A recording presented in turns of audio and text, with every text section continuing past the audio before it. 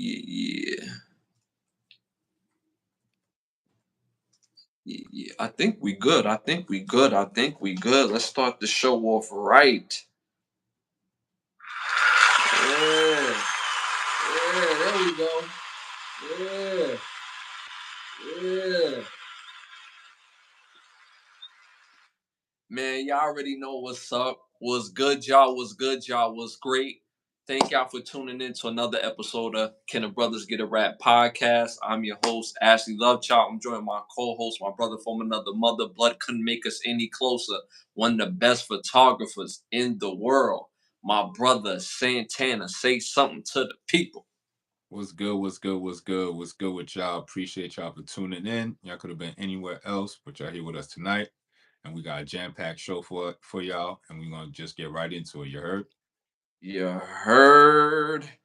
Y'all, I want to start the show off real quick. We on the road to 20,000 subscribers. We just went over 11,000 subscribers, which is big, big, big. Continue to like, subscribe, and share. Continue to spread the word. Continue to share the videos. And we love this membership portions of the page.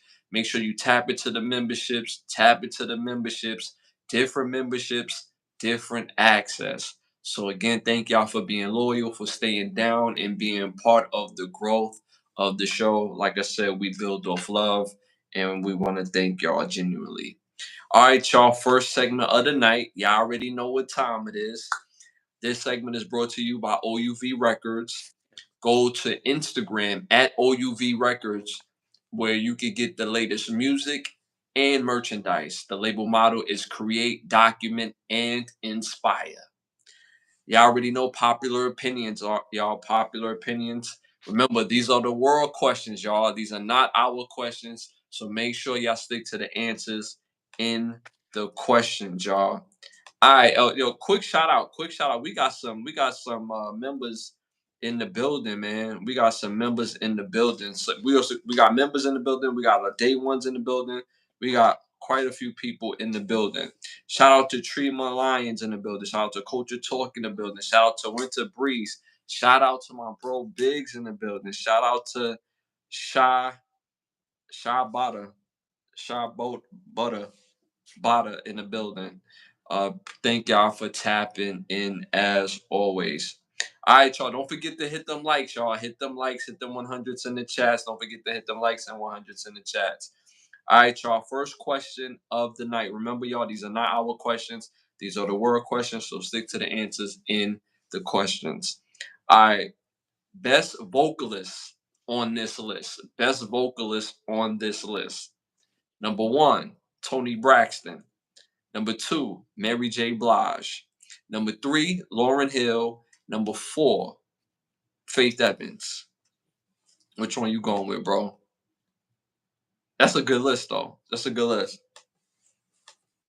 I'm going with Tony Braxton. Tony Braxton. Why Tony Braxton? Song Unbreak My Heart. You know what I'm saying? You hear that's all you need to know. That's what you. even as a young thug and trader, you know what I'm saying? You felt that to the heart. You know what I'm saying? You know what I'm saying? Let the song cry, the vocals cry, all that. You know what I'm saying? Felt that. Y'all put your answers in the chat. Put your answers in the chat. Again, best vocalist on this list. Number one, Tony Braxton. Number two, Mary J. Blige. Number three, Lauryn Hill. Number four, Faith Evans. I'm seeing two, Mary J. Blige. What to be honest with you, I don't even think it's close. Mary J. Blige has the best music out of everybody on this list. She probably has more hits than all three of these ladies combined. I'm just keeping it 1,000 with you musically, but when we talk about straight vocals, me personally, I don't agree. You know, they saying Mary J. Blige in the chat. Me personally, I'm gonna say Lauryn Hill. Lauryn Hill, soulful vocals. People forget she's a rapper, but homegirl could sing. Like, it's too many records that she did that you felt in different ways, and it was different type of records for me. And even if you go to her album, you go to the Fugees, you go to Sister Act 2, anytime Lauren Hill got that mic and they asking her to do her thing vocally, I don't think nobody else could really rock with her on this list, me personally. So again, I'm going with Lauren Hill. The chat so far is going with Mary J. Blige. My brother went with Tony Braxton. The rest of the world at 36%, at 30%, 36% went with Lauren Hill. What do you think about that? That's interesting. I went with Tony Braxton, so you know what I'm saying? That's my hmm choice. hmm but powerful, powerful. These are all powerful, dope artists, good, really good vocalists. All of these ladies. But I think I mean, the power is the power. I mean, whoever has the strongest voice has the strongest voice. But musically, hands down, even though that's not the question, to me is Mary J. So I agree with the chat that is Mary J as far as the music, but the question wasn't the music; it was about the vocals, y'all. So, all right, y'all. Moving on to our next popular opinion question. Favorite movie on this list? Favorite movie on this list? Number one, this should be simple. Number one, American Pie 1. Number two, American Pie 2. Number three, American Pie 3. Number four, American Pie 4. Let me know what y'all think in the chat. Which one you got, bro? These are all funny, by the way. These are all hilarious. The reason why I even before you answer, bro, people forget that American Pie 4 started off with "It Seems Like You Ready" by R. Kelly. I'm just gonna put it out there. Like people forget that's how the movie opened up. Well, R. Kelly and the bed shaking and all that. So American Pie 4 was funny, but that's not my choice. But you know, which one say you, bro? I'm going with the classic, the original, and the one that started it all, the first one. You going with the first one? Why the first one in particular? It's the one that started it all. You know what I'm saying? Without American Pie, you can't have American Pie 4. So the hmm first one got to be good to get the fourth one. So if the hmm fourth one is ass, you're not going to get a second one or a third one. So I feel for me, it was just it was pivotal. The time frame it came in, it was just the correct time for that movie. You know what I'm saying? Okay, okay. All right, that's what's up. All right, so my brother went with the original American Pie. In the chat, I'm seeing American Pie 3. For me personally, I gotta go with American Pie too. I mean, the scene with the two lesbians and they was trying to, or they got on the walkie talkies and they was like, "Yo, there's two lesbians getting it on," and then like half the town was like, "Oh, word!" Like for some reason, like the half the town got like it was like a bad connection, and half the town found out about the lesbians, and then the truck driver got on the horn and was coaching the dudes while they had the lesbians in the room and all that, like classic, funny for me. American Pie 2 when they was in college, the college years. So I'm going with American Pie 2. My brother went with the original American Pie 1. In the chat, I'm seeing American Pie 3. The rest of the world at 48%. Haha. Went with American Pie 3. What do you think about that? I mean, the American Pie series is all classic. So it's like Yeah, you yeah. can't really pick one over the other. You know what I'm saying? It's asinine. I can understand if the American Pie series against another movie, but it's Right. like you're gonna pick against all the American Pies. Like that's just stupid. But American Pie 3 was good. They're all good. You know what Yeah, they I'm saying? all yo a good time, bro. You feel Yeah, me? like these are one of the few series that you could watch all of them and be straight. You know what I'm saying? It's not many series you could do that. Being that you said that, right? Like honestly, let's be honest. As far as comedy series, when you think about movies, not to segue, but thinking about the movies that had 1 through 4 movies,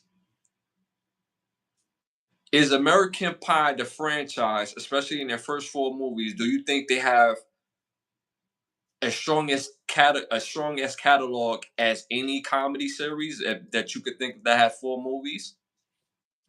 4 movies. I don't know too many comedies that got four.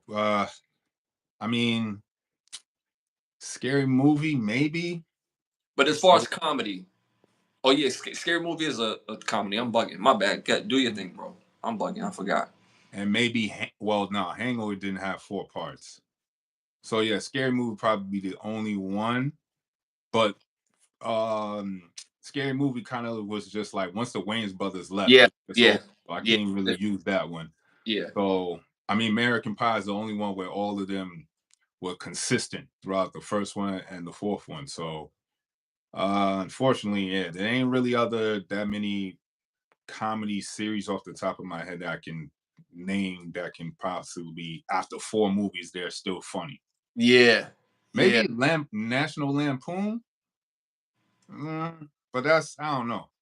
That's a bit of the '80s and '90s. That's actually not a bad one, but National Lampoon always felt like it skipped, right? Like, cause Like we got it's hard summer to watch vacation, all. Yeah, I can't really say I watched all of them, so I don't know. cause it feel like it's like in different places all the time, right? Like summer vacation, Euro trip, or is a Euro trip the summer vacation? Then they had a Van Wilder one with Right. It had too many, but Yeah, it was. It yeah, seemed like, it had yeah, too many of them joints. But nah, yeah, American Pie, the only one I say was pretty consistent with the jokes and the characters and everything. So it kind of stayed consistent throughout the 4 movies. yeah, yeah. I would agree as well. I would agree. I really thought about that. I was like Friday, but Friday didn't have their fourth movie yet. You know what I mean? So the National Lampoons, out of respect, we might say National Lampoons just to throw them in the conversation, but it feels all over the place with National Lampoons, to be honest with you. But Mhm. yeah, as far as the like those 4 movies, comedies, and then like you said, not American Pie. You did mention uh Hangover. Hangover, and no, the first one was really good. The second one was, and then the third one was reaching it. You had mentioned Scary Movie. The first two was really good. First two was really good, but the third and fourth was just supreme, just ass, like just baby shit. So yeah, I definitely agree with you on that, bro. American Pie is super consistent. All right, y'all, moving on to our next segment. Hollywood need to ask us. We came up with this segment because Hollywood has been giving us movies we don't even care about. We not even enthused to see no type of real recreations or new ideas. So we have better ideas for a movie or a series.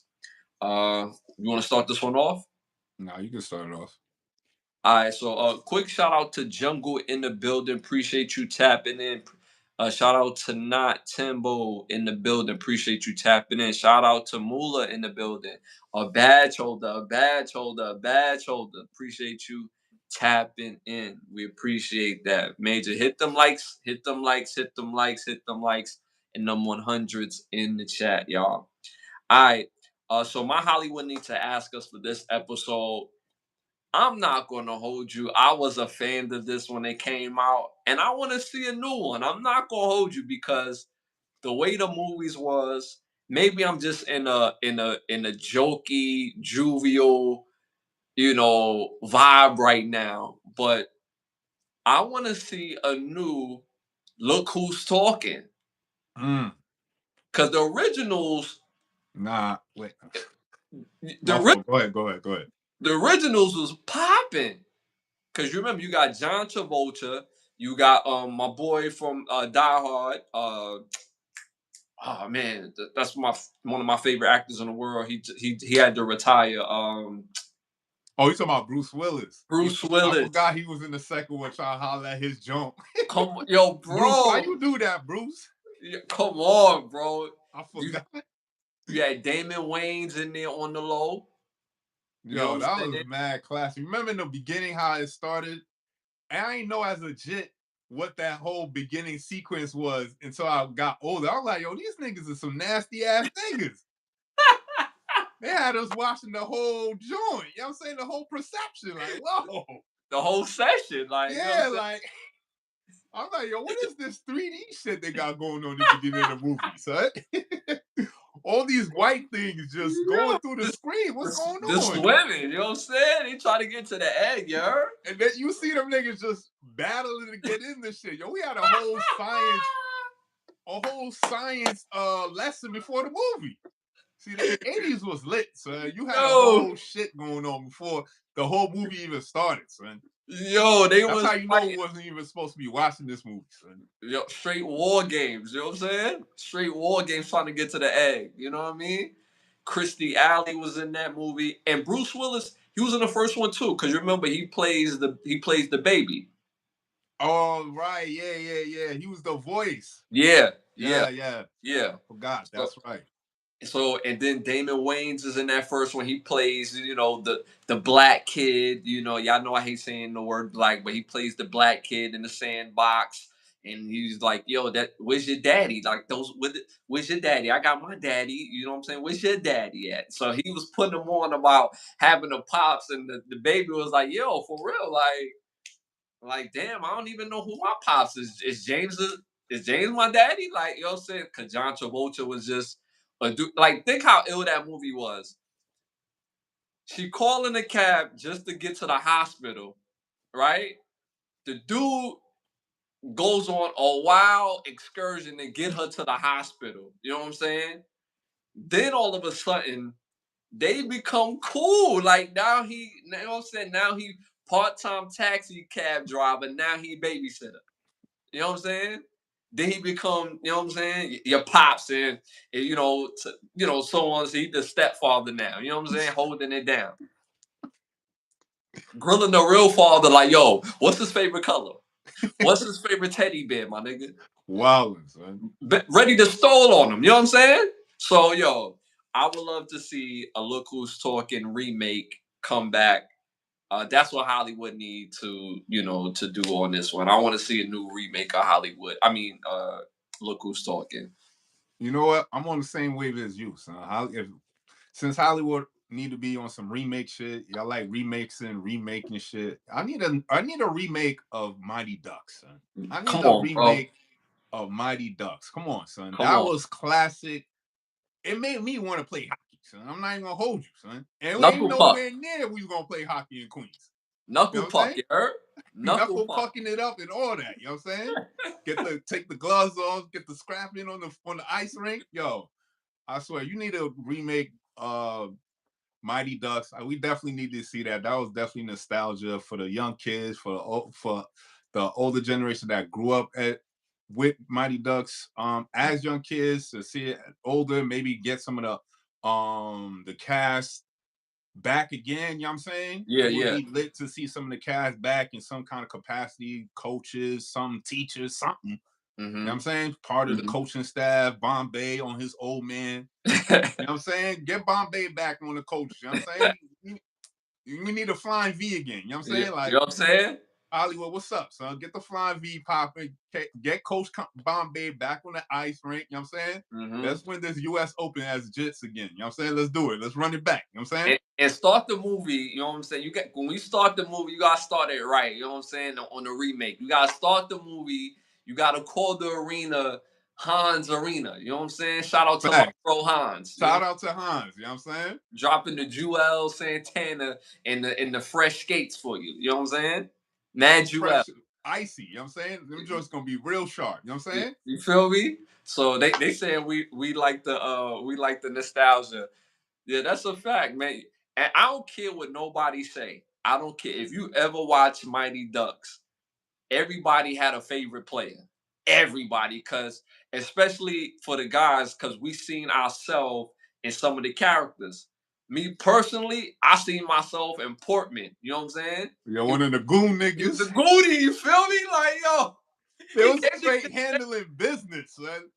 They ain't have no scoring on their chat on you know what I'm saying on none of their paperwork, but getting it popping. Oh yeah, they about that. They got mad stats. You know what I'm You saying? Mad feel me? stats will get popping. You know what I'm saying? You feel me? Like I ain't want to especially. see the Blackhawks. You know what I'm saying? What was that team? The ultimate team that niggas hated on. What was that team? Up the Hawks or something? The Iceland? Nah, not the second one. The first one. Remember the championship game? Niggas have to play his old nemesis. The Hawks. Remember, Coach Bombay had to play his old coach. The Hawks. The Hawks, yeah, The you know what I'm Hawks. saying? Yeah, the Hawks. Yeah, they was That's what I see. popping. That's where I see niggas on they really bully shit. They was like, Yeah, nah, this one we gonna come up off the Hawks. You know what I'm saying? yeah, yeah. They was popping. They was lit. You know what I'm saying? They And was. then they try to get them niggas in the summertime. Like, yo, we gonna jump them niggas in the summer. Then they end up getting jumped. Like, yo, y'all niggas are sorry, son. Yo, everybody had a favorite, bro. Like, especially in the third one, they mad dejected. They JV playing the varsity, and they like, damn, yo, we just gotta hang in there. It's gonna be all right. Portman come walking through the door, reading his contract, like, Yo, they yeah, finally signed me, y'all. it's about to get shaky, doggy. You know what I mean? So, Nigga missed that camp was and my all favorite. that shit, son. Yo, coach, how he missed camp, son? He's like, He nah, had a fuck that. propensity. We need that nigga in the next game right now, son. You feel me? Like he had a propensity for violence only a dude from Brooklyn could appreciate. You know what I'm saying? So you know? And these are So Minneapolis cats, and they get it shaky, you know what I'm saying? All respect to Minneapolis, you know what I'm saying? everybody was hyped. Even Fulton was hyped, like, oh word, so we bash brothers again? Like, let's get it shaky. You know what I'm saying? So Mighty Ducks is such a good time. I could watch Mighty Ducks right now and it still be a good time. So, yeah, that's a good idea, bro. That's a good idea, man. They need to remake it, and when they remake it, they have to remake it with love. Because if you make it ass, Oh, we gonna let you know. And just make it with real, pure, genuine love. Don't do no buffale, you know what I'm saying? come on, no the new technology. No, go back to location. You know what I'm saying? Catch that movie magic. You know what I'm saying? Because we got the Minnesota Miracle Man out there. You know what I mean? Bombay and Charlie and everybody. You know what I'm saying? All in the Hans Arena, you know what I'm saying? Lit. All in Hans Arena. Got to capture that magic. So You know what I'm saying? Shout out to Zachary. Make America laugh again. That's a fact. You know what I'm saying? that's a fact. That's a fact. All right, moving on to our next segment, our must see. I can't wait to the must see. Our must see, some of y'all favorite segment of the night. Must see movies, must hear music, must see classic TV show, documentary, or stand up comedy. You want to start this one off? Now you can start it off. All right, these three movies. We've been giving y'all some fire movies every episode, but these three in particular, if y'all don't take these three and go enjoy y'all weekend and thank me on Sunday, we're gonna have a problem. All right, just letting y'all know we're gonna have a problem. So my first must-see movie came out in 1997, directed by Darnell Rott. Stars Ice Cube, Ving Rhames, Elizabeth Hurley, and Eric Mignani. Sorry, Mignani. Ooh, that was tough. This movie is called Dangerous Ground. See, a lot of people don't even remember Dangerous Ground. I know. This movie is about a young African kid that was standing up to the government, to the establishment, so much to the point where he had to relocate and watch the rest of the movie. I won't ruin it for y'all. So make sure y'all tap into see Dangerous Ground. Second must see movie came out in 2013. This stars Dennis Villanueva. This stars Jake Gyllenhaal, uh, Hugh Jackman, Paul Dano, Maria Bello, Melissa Leo, David Dimension, Terrence Howard, and Viola Davis. This movie is called Prisoners. Fire movie about a family that just live in suburbia. Uh, they have a closeness with the neighborhood. They go to the neighbors to enjoy their Thanksgiving, and you have to watch the rest of the movie. I don't give you. I know y'all hate me for that, but I don't give y'all much because I don't want to ruin it for y'all. So make sure you tap into see Prisoners. And my last must see movie. I hope y'all writing these down too. I'm telling y'all, they must see movies. My third and final must see movie came out in 2003, directed by Clint Eastwood. This stars Sean Penn, Tim Robbins, Kevin Bacon, Lori Linney, Lawrence Fishburne, Marcia G. Harden. This movie is called Mystic River. This movie is about three friends, and a particular day changes the trajectory of their whole lives.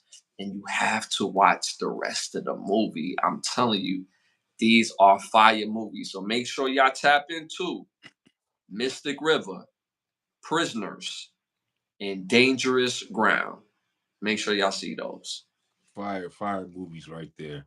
Any of That- them stand out to you? Any of I them? haven't seen I haven't seen Dangerous Ground in a minute because it's like they don't even play that movie like that. And Ice Cube did a wild movie, like, you know what I'm saying? Crazy. So that I gotta rewatch that one again, and then I gotta rewatch Mystic River again. It's been a minute since I've seen that one. Y'all could catch Dangerous Ground on Button Snaps. On Button Snaps, y'all could go on buttonsnaps.com and catch Mystic River. I mean, Dangerous Ground. Fire movie. All right, chat. Y'all know how I do. I always have a theme for y'all. So this week episode is no different than last week's episode. So my theme this week is called Movies About Fraternal Orders. So each one of these movies display fraternal orders in a very interesting light. So first movie on this list is called School Days. I'm sorry, Old School. Came out in 2003. Stars Will Ferrell, Luke Wilson, Vince Vaughn, Todd Phillips, Elaine Pompano, Alicia Cuthbert, Jeremy Piven, Juliette Lewis, and Sean William Scott. It's about this middle-aged man who breaks up with his girlfriend, and then he ends up moving to this apartment complex that's next to a fraternity house, and you gotta watch the rest of the movie to figure out what happens. Dope movie right there, showcasing fraternities in a joking light. Yes. Next Yes. one on this list is called School Days. Came out in 1988. Stars Spike Lee, Lawrence Fishburne, Giancarlo Esposito, Samuel L. Jackson, Tisha Campbell, Jasmine Guy, Joe Seneca, Kamai, Kadeem Hardison, Ossie Davis, Art Evans, Roger Governor Smith, Bill Nunn, and Branford Marcellus. Basically, it's about this college freshman who's about to try to join this fraternity, and you gotta watch the rest of the movie to find out what happens. Another classic right there. And last on my list is called The Skulls. Came out in 2000. Stars Paul Walker, Joshua Jackson, Leslie Bibb, Hill Harper, Christopher McDonald, Dominica Khan, Connie Buell, William Peterson, Kevin Allen, and Craig T. Nelson. Again, another movie about this kid who's not from the up and coming side of town, but you know what I mean? He worked his way up to get to college, this, that, and the third. And then he sees the opportunity to join this fraternity, and you gotta watch the rest of the movie to find what happens. Now, each one of these movies depicts a fraternity in its own light, but if you like me, you like to see some similarities. So if you see these movies, maybe you can pick up on these similarities, and then we could talk about it next episode. Fire, fire, fire. These fire movies, y'all. Fire movies. 139 episodes of work. Come, bro. Come on. Fire like these. Go tap into one movie at least. You know what I'm saying? Trying to tell y'all, like, we traumatized some people on some of the movies that we picked in the past. They were If it's crazy, I'm gonna give you a caveat before watching it. I'm gonna tell you what group to watch it with, who not to watch it with. You know what I'm saying? If it's crazy, but you know what I'm saying, we just the one time we told somebody to watch the movie, it didn't go well. So yeah, we yeah. know from now to give y'all caveats and asterisks like, yo, watch this in the daytime. You know what I'm Right. saying? Don't leave no doors open when you watch this movie. Yeah, yeah, don't. You know what I mean? Because something liable to fly in, you might spaz out. So keep it cool, all right? Keep it cool. But make sure y'all get into all these movies. I guarantee you, you're going to walk away with something, whether you're entertained, whether it's a different perspective, a new perspective. Fire movies, all six. So make sure y'all tap in. All right, moving on to our classic show, must see show, documentary. or stand up show. Do you want to start this one off? I got a, I want to say classic, but it's a must see. It definitely is a must see. You could definitely tap in on Amazon Prime for this one. Me, I love shows about scams or more so con. You know what I mean? The confidence man, the Hmm. man who comes up with this whole scheme and elaborate ploy to get you for your bread, right? So Hmm. this one is called Sneaky Pete. Came out 2015. It has 3 seasons. It stars Lib Bryan, Giovanni Ribisi, Shane McRae, Marion Ireland, Peter Gentry, Margot Martindale, Brian Cranston, Ifrat Dorr, Michael Dreyer, Jacob Pitts, Ethan Embry, and Justin Costallas. So it's about this felon who's got like 30 days left of his sentence, and this new inmate comes in, starts talking about his family, this, that, and the third. Since he got a long bid, the family ain't gonna never see him. So he gets out, and you gotta watch the series to see how he gets on his confidence, man. Fire series.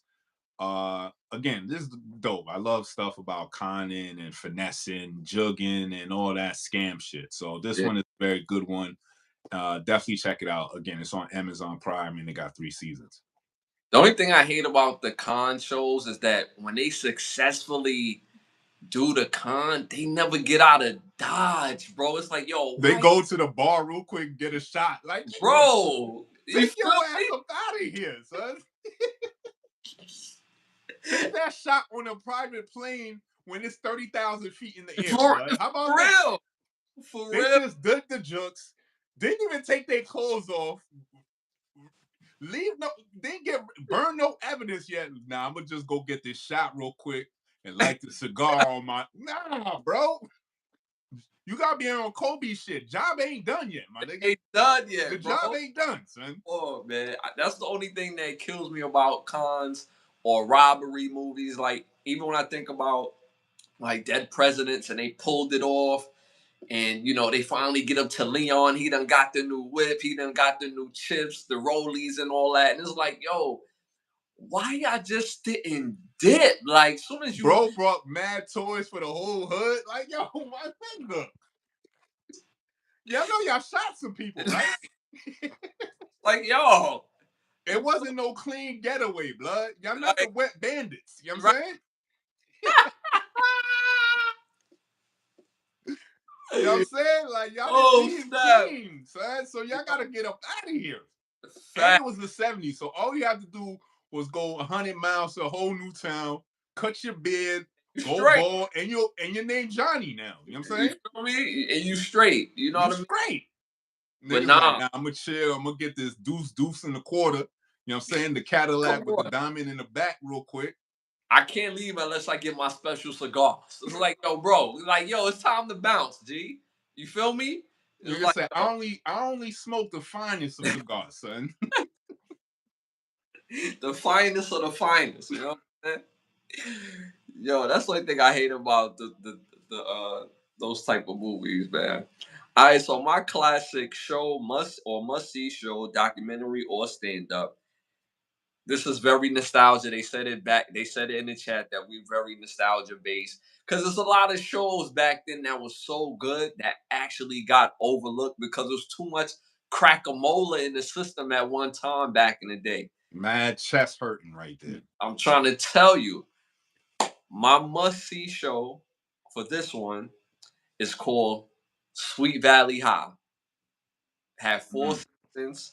I didn't know they were twins. I didn't know they was twins.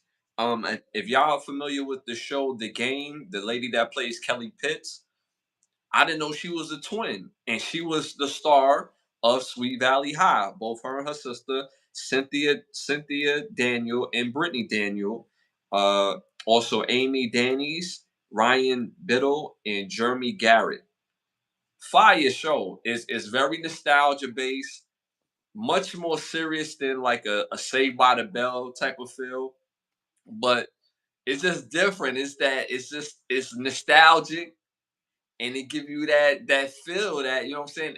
It gets real from time to time, but it's just a good time. It gives you a little 90210 ish, little say by the bellish, a little hoodish, a little bit. You know what I'm saying? And you got Sweet Valley High. You know what I'm saying? And they got a dope theme song. You know what I'm saying? You couldn't have a show back then unless you had a Yeah, dope theme song. facts. It had to be rap related, but nothing to do with no rap. You know what I'm saying? Yo, the 90s was different, son. Like, yo, mad color schemes everywhere. You know what I'm saying? It was just remember what was that brand of y'all don't even got this no more, but remember we used to have the binders, not the Yeah. binders, 5 Star. Remember 5 Star? Yes. And Yes. what was the other joint? It was 5 Star, and then it was like 5 Mead or some shit. It was It was something. It was something. something Mead or something. But Yeah. you wasn't lit if you ain't had 5 Star. You know what Yeah. I'm saying? That's a fact. That's a No, fact. knowing damn well we wasn't doing nothing in class with it, but you needed to have your 5 Star. You know what I'm saying? The composition mead was like a standard, but if you had the 5 star, like you was like You was top tier. You know what I'm saying? You was like, oh, yeah. all right, you gonna pass efficient notes today in class, Don't have a dope color on top of that. You know what I'm saying? bro. You know niggas was really bougie when the 5 Star came with the peripheated, the you know what I'm saying? When you could it had the peripheated joint where you just rip the sheet so clean. Yeah, Oh, yeah, you need a sheet, man? Hold on. yeah. I got you. Hold on, boo. Let me get you. And it, You and it just ripped that so clean, like, oh. and it didn't leave like that paper buildup in the Now, when I mean the clean cut, I mean clean cut, son. clean cut, precise. You know? That's what Sweet Valley High remind me of. Did they have books on that show too? Yeah, Yeah, they have some yeah, series of books on that. I yeah. remember. Yeah. Sweet Valley High is very underrated, so make sure y'all tap in. I know Sweet Valley High just didn't have the patience to see it at all, but okay, I'm gonna be busy watching and following up on it. Please do, please do. I'm telling you, these are a good time. They would take you to a place like, damn, like this was really going on. So it's a good time. It's a good time. Trust me. All right, moving on to our next segment. Oh, before we get there, you got cologne for us? You know, I definitely got cologne for y'all. 140 episodes of Smell Goods. Y'all got to come back and tell me if y'all copped any one of these so we know we ain't bullshit with y'all. You know what I'm saying? Right, So if you right. look good, you feel good, you smell good, you're going to do good. This one, we going to be in Harlem, indict me for the night. You know what I'm saying? So the Harlem. No, I'm dead ass. The name of the fragrance is called Harlem Perfume Company. That's why we're gonna be in Oh, Harlem, indict me for the oh, night. You know what I'm saying? And the name of the fragrance is called Duke. So you know what I'm all saying? right, You all just right. on your royalty shit, and you won't be in Harlem. So Yeah, yeah. you just gonna be in the bright lights of the city, smelling extra right with her on the top. What more can you ask for? So tap into Harlem Perfume Company. The fragrance called Duke. You know what I'm saying? Make You sure can't go wrong. You know what I'm saying? make sure y'all tapping. What I say every episode. The You whole gotta goal, you gotta keep her on top. You know you what got I'm saying? people on Right the there. touch. The whole goal is to get the girl. You smell good, feel good, and keep her on the tuck. You know what I'm saying? So make sure y'all tap in. That should be a popular opinion question. What's a better time? Brooklyn, Queen, Harlem, or Spanish Harlem? Now it depends on the season. Because if it's summertime, Spanish Harlem is like Spanish Harlem, doggy. Woo! Spanish Harlem, what kid. was that? What's that boat thing? Not the boat, the water thing in the up in the Bronx. What's that water? The pier thingy. Damn, can't remember You the sure shit. not? Fab was talking about that shit, huh? You sure not Manhattan? You talking about Chelsea Not Pitt? in the Bronx. I mean, it's uptown Chelsea Manhattan. Pitt? Chelsea Nah, Pitt? not Chelsea Piers. It's going towards the Bronx though, but it's like this little waterway joint. I forget the name of it, but I segue with you on that one. Yeah. It'll come to me, but All yeah, right. if it depends on the season. Seasons. Yeah. Now if it's cold brick, you need that nice coat. That's when we're gonna be downtown Brooklyn in the city, Uh-huh. city vibe where you just got your nice pea coat, you know what I'm See, saying, got, bundled up, and you just going to a nice little museum, restaurant, some chic. That's why I'm gonna be in downtown Brooklyn. You know what I'm saying? Chic wave gotta have turtleneck, pea coat, and Tim's. You know what I'm all saying? day. With All the scarf wrapped around, you know what I'm saying? all that. Matching. Matching. Leather gloves, cause so the wind don't go catch you. You know what I'm saying? You don't want no wind piercing through your coat. You know what I'm saying? Yeah, yeah, that's a fact. Uh, that's the we got to make that a popular opinion question. All right, y'all. Moving on to our next segment. Y'all already know what time it is. It's time to rap. This segment is Although you ain't give us our music. You ain't give us our jump. See? He ain't trying to give you the music right now. You know what I'm saying? see. That's He why. ain't trying to That's hook you up why. with no playlist right now. You know what I'm saying? That's why you my bro, bro. That's why you my bro. And you know what's crazy, right? Because people been saying it in the chat in the rewatches. I don't talk about my music, right? Guess who's the feature artist tonight for this must hear music? Myself, Ashley Lovechild. So I'm gonna give y'all three songs that y'all must have on y'all playlist when you tapping into my music, right? Number one, Easy. Number two, Play It Back. Number three, Lord Forgive Me. To all my hip hop heads, these are three must have songs on y'all playlist. It's a lot of bars on this right here. Again, Easy, Play It Back, and Lord Forgive Me. So make sure y'all tap into those three songs. And it's so crazy that again, people don't they say you don't talk about the music at all, on the show or whatever, and I was just about to bypass it. If you wouldn't have said nothing, I wouldn't have gave y'all no music tonight accidentally. So but make sure y'all tap in fire music. Fire music. A lot of bars, a lot of double, triple entendres going on. So, so tap into that. I'm moving on. Like I said, it's time to rap. Uh Bronx. Nah, it's not the Bronx Park. It's Uh, it's like a bar slash like it's almost like a beach type vibe, but it's mm-hmm. like by the waterway, but it's uptown. It's Uh-huh. like up in the Bronx. I can't remember the names. And Fab said in the song. I gotta look it up now. Okay. Ah, Easy, play it back. What was the last one? Oh, Lord forgive me is the last one. Lord forgive me is the last one. Yeah, Lord forgive me. So easy, play it back, and Lord forgive me. So make sure y'all tap into those songs.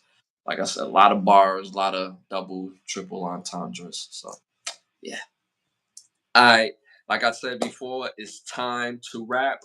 This segment is brought to you by Button Snaps, where you get the finest of classic shows, movies, documentary, and original content for your viewing pleasure at for $4.99. Again, Button Snaps. Button hyphenated snaps.com. Button hyphenated snaps.com. So make sure y'all tap in and y'all get the finest of classic movies, shows, documentary, and original content. So make sure y'all tap in for buttonsnaps.com. Button hyphenated snaps.com. All right, first hot topic of the night. A Chicago woman, Gria Mendez, who owned sorry, a woman named Gria Mendez who owned a New York City daycare. A toddler died after ingesting fentanyl, has been sentenced to 45 years in prison. She pleaded guilty to the federal charges. Her and her husband got the same sentence. Felix Garcia, for the charge of the death for distributing drugs, narcotics, and for the death of Fit, for, for Nicholas Garcia. What do you think about that? what they was like part of a drug ring or something, and the daycare center was a front or something, or because Yeah, yeah, yeah, that makes sense because I don't know how fentanyl and yeah. baby powder go together. You know what I'm saying? Right, right. Because those formulas and chemical makeups are not the same. You know It's what I'm not saying? So off. it just showcases the level of like where the drug game, in a sense of the rules of the drug game, where there might have been a time where there was rules, maybe, but Mhm, this showcases there is none. Where there's no barrier, there's none of this, some form of like code of conduct. Because if you're going to use daycare center as a front to just move product, and it's like, and you have people actually bringing their children there thinking it's a daycare center, that's just malicious work right there. Like Mhm. that 45 years should have been 45 years plus life, an Mhm. additional 200 years. Yeah, facts. You know what I'm saying? Mhm. Because that's a possibility you might get out. You might be living. You know what I'm saying? Right. For they're basically gonna die in jail. Yeah, I just want the life. You should just been life Just in like, jail. yeah, just like life, nigga. Like, But yeah. I get it. It's drugs and Mhm. the decriminalization of which one called I forget the actual law that they have with all the heavy crime, heavy punishment when it comes to drugs and all that stuff. So you're not gonna be able to get life no more, but 45 years is inadequate sentencing for this type of crime, because it's like it's no morals. This type of these individuals had no care or nothing, remorselessly anything capable of like caring for another human being when you're doing something like this. That's a fact. I agree with you completely. I mean, to echo on some of your sentiments, I mean, at the end of the day, they're never getting out. They're like in their 40s, so they're gonna basically die in jail. The child life is lost, for the even for the mix up. And it's just terrible that as they was trying to do their drug game, they mix it into the daycare, which was seeming to be the perfect front. But honestly, I don't think they would have gotten caught if that child would have died. You know what I mean? So think of how many other lives that they could have ruined if that drug would have got out as well. Even though this child life was lost. But But now it kind of creates a whole in society further now. It kind of creates a you now got to question everything. You know what I'm saying? More yeah, so than anything before, because it's like if they create fronts for damn near daycare centers, shit, I won't be surprised they got Cluck and Bell next as a front. right, You know right, what I'm saying? right, The chicken shack as a front. You know what I'm saying? Come get right. you some chicken and some stain on it. You know what I'm saying? Yeah, yeah, yeah, You want some, you want the extra perky, right? All right. yeah, Come holler at me, chicken time. You know what I'm yeah. saying? I'm Mr. Right. Chicken Fixins. Yeah, yeah. Uh, so you only came here with a biscuit meal, man? Nigga, all the chicken fixins came with a $5 biscuit meal. Talking about you hungry.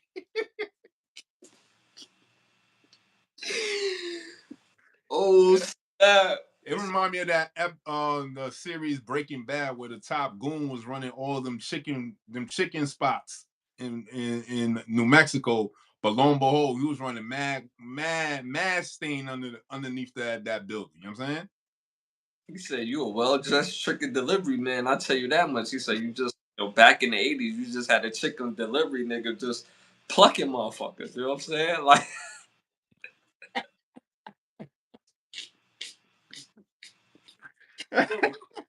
you know what I'm saying? I don't want to interrupt. Y'all driving up the coast in the Porsche and your chicken fickens, two biscuit dinner meal. You know what I'm saying? Yo, But I'm about to go to the club, nigga about to own it, you know what I'm saying? Or if you bring somebody to the club, put a call into something, you know what I'm saying? But when we get some food into the club, holla at your boy. He could deliver the chicken, you know what I'm saying? Yo, shout out to I just watched that movie the other day and had an appreciation for Lynn Winfield, how fine she was in that movie. Shout out to A Thin Line Between Love and Hate, and how funny Bobby Brown was in that movie as well. So shout out. But yeah, like this whole situation with these people, I'm glad that they got the time that they got. They should have got more, but at least they're going to be away for the rest of their life.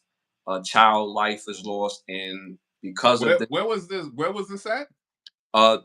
they said a Chicago woman, right? But the daycare center was in New York City, so they was Wait a minute. You telling me the the Chicago woman? Who's she? She's a mother. She was running the shit. She's She the was, one that lost her daughter. The no, she fence. was The no, she was running the daycare center. from New York or Chicago. No, she was running the daycare center from Chicago because Uh, this happened in New York City. so she had another daycare center in New York. No, they didn't say about the daycare. They didn't talk about no daycare center in Chicago. They just said a Chicago woman had a daycare center in New York City, and they was Why running didn't need to mention that she was from Chicago? maybe to show that she was in different locations.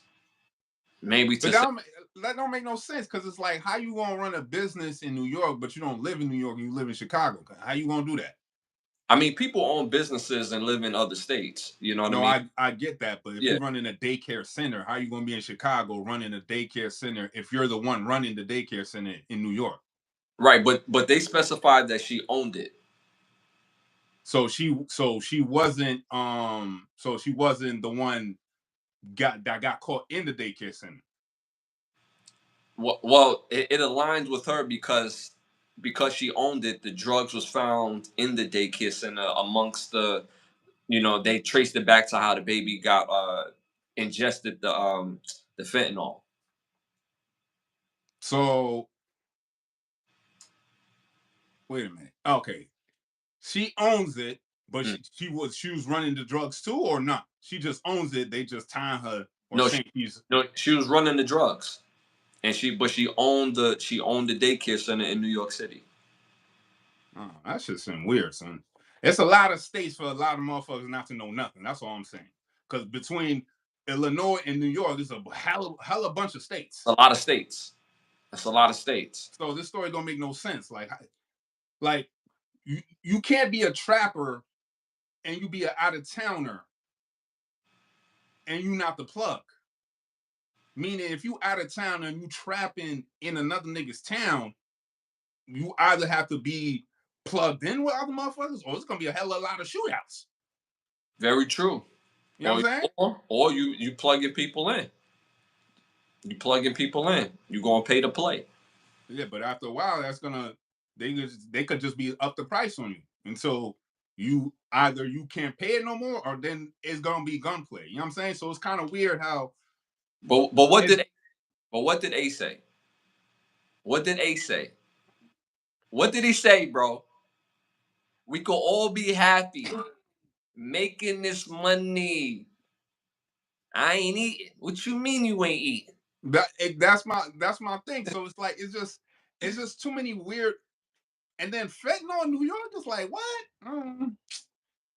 I don't know, son. That's just crazy. But I'm just saying it's wild because of the enforcement and law enforcement. I feel like a lot of paws been dropped from Illinois to New York. You know what I'm saying? Yeah, Where yeah. you ain't need a child to pass away for this because it's like it's but so many times you could travel back and forth with people not noticing patterns. You know what I'm saying? hmm So that's crazy. But I'm glad they caught him and get him up out of here. You know what I'm saying? hmm Moving on to our next hot topic. Police arrested two teenagers, boys. One was 14, one was 16. After the young boys threw a huge seat off the third floor of a shopping center. I What see. was it? I seen the video. It looked crazy. So basically, they picked up. When you're at the mall, they picked up one of the lounge seats, big ass lounge seats, threw it off the third floor into an area where people could be just walking on that first floor. And they did this in a mall? They did this in the mall, and it wasn't like it was empty. Even if it was empty, that's ridiculous. But this is like normal hours or whatever, and people was walking by. Just so happenly, when they threw it, somebody had just like walked ahead. Wow, it's like, yo, you don't got like no faith in society no more. You gotta be on your swivel on some extra level wave now. Like I would never think to be on a head swivel if I'm at the mall, just looking out for random. lounge chairs coming from the third floor. You know what I'm saying? If So that I hit, ain't, if that hits anybody, they're gone. my man Trav got hit the other day with a lawn chair the other day. So now I gotta be on my lookout. You know what I'm saying? Like, come on, what's going on here? Like, But them couches or them chairs when they coming from distance, that's going to kill somebody. That'll kill a tall grown big brolic man. So and it's picking up distance speed. It's coming down like so. They was arrested. They didn't say they didn't go in depth or what their further charges would be. But honestly, I hope these young boys do some time in juvie. I really do. They need the time to sit their ass down and be still and learn that there's consequences to your actions. Should they be in jail forever? No. They should be in a place where they can learn a lesson. Because what if somebody else would have threw that chair and their mom or their dad or somebody that they care about, their girl was walking and they randomly get rocked by a chair in the mall. So no reason, no reason. So no justifiable reason, like if come on, there is one. come on, bro. And the kids they thought it was funny. They ran off. So it's like they need to be put in a place where they're gonna learn a hard lesson, a very hard lesson. So, all right, moving on to our next hot topic. What do you think of the unknown coach and evaluator? He would not name himself. That's been going around saying after the combine, the NFL combine, that he felt that Shador Sanders interviews is going to drop his draft stock because he comes off as cocky and arrogant. What do you think about that? It's just media trying to play and do what media does. It's always cocky and arrogant. Unfortunately, when it's a quarterback of melanin um, persuasion, but when it's another quarterback, oh nah, that's just confidence. Like, come on, son. It's the same confidence. You need your quarterback to be arrogant. Mm-hmm. He gotta lead. He gotta lead my team. He gotta lead my franchise. I don't want my quarterback to be a guppy and like a yes man and softness. No, I Mm-hmm. need him to be assertive, dominant, damn near arrogant. That's the type of mold you need to be a quarterback in the NFL. But yet and still, you want to try to say that's not a quality that you need. Why? Because he's black. I don't see no other reason why. Mm-hmm. Because any other quarterback would have that same tenacity, that same mindset. They want to win and be number one. Mm-hmm. That's what I want for my quarterback. Especially when I got a shitty franchise. I'm trying to look for the next star to bring my franchise up. I'm looking for that kind of attitude. Yeah. But the media want to placate this game that's something that it's not something that's supposed to be strived to if you're playing in this position. Why would you not want to be that? Mm-hmm. Like, fuck out of here. Mm-hmm. I agree with you. First of all, it just seems like with our culture, if you're not from our culture, you're gonna think it comes off as cocky and arrogant. That's what you think it comes off as because you're not secure in your own confidence. From what I've seen, I never got cocky or arrogant from Shador. I've gotten uh, confident. You can be confident without being arrogant, but if I'm a owner of any franchise, my quarterback has to be confident, cocky, and damn near arrogant. You have to lead 60 something men to battle. There's 52 guys on the team. There's another like 8 guys who are on the injured reserve, another 15 guys on the practice squad. You got to be able to lead a group of men at that quarterback position. They have to believe whether you're losing a game or you're down in the season, they have to believe that at any point that our quarterback is going to turn it up and we're going to be the hottest thing cooking.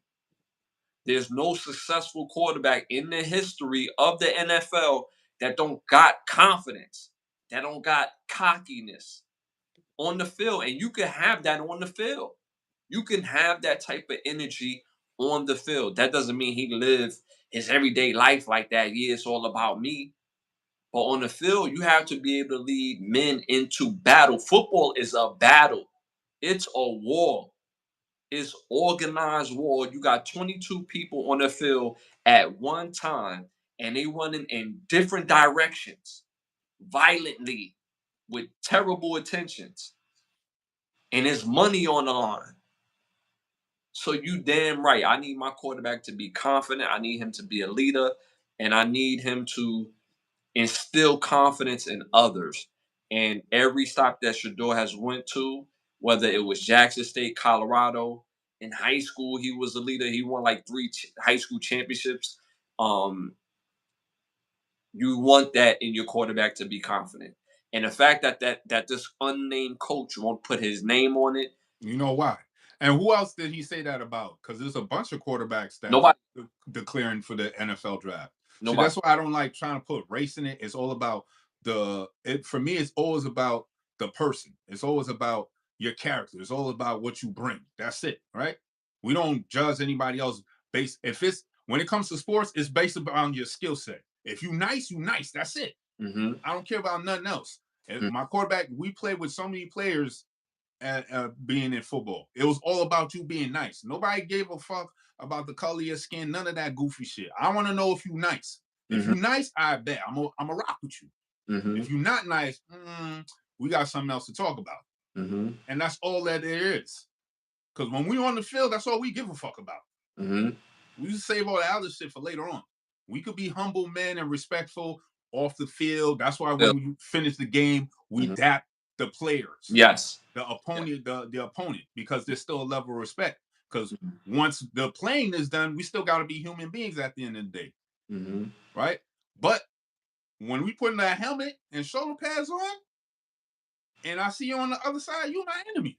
Mm-hmm. You know what I'm saying? And the best players are gonna play, and we're gonna just leave it out on the field, and that's all that matters. Like, just let the man play. That's it.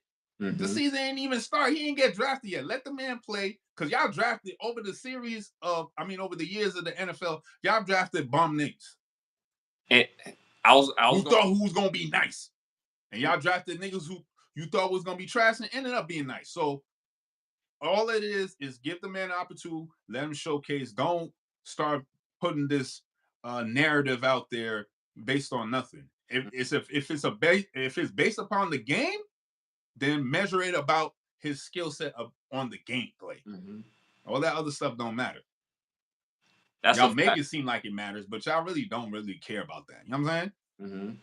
Shout out to Rowan Jack in the building, one of our other badge holders for tapping in. Appreciate you as always. Day one, Joe and Jack, day one. Day one, man.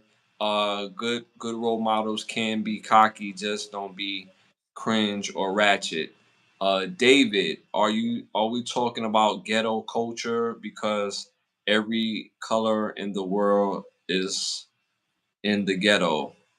No, that's not what I mean. I don't even like the fact that you're insinuating that ghetto culture is exclusive to people.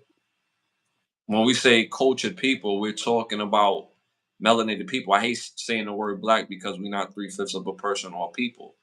But when I say the culture, I'm talking about people who look like me and my bro. We live and we're from a society, our community that we grew up in and grow up in is built upon confidence because we all fighting for the same spot. You have to have confidence. There's one thing to be cocky, like my brother said, when you're not doing what you do.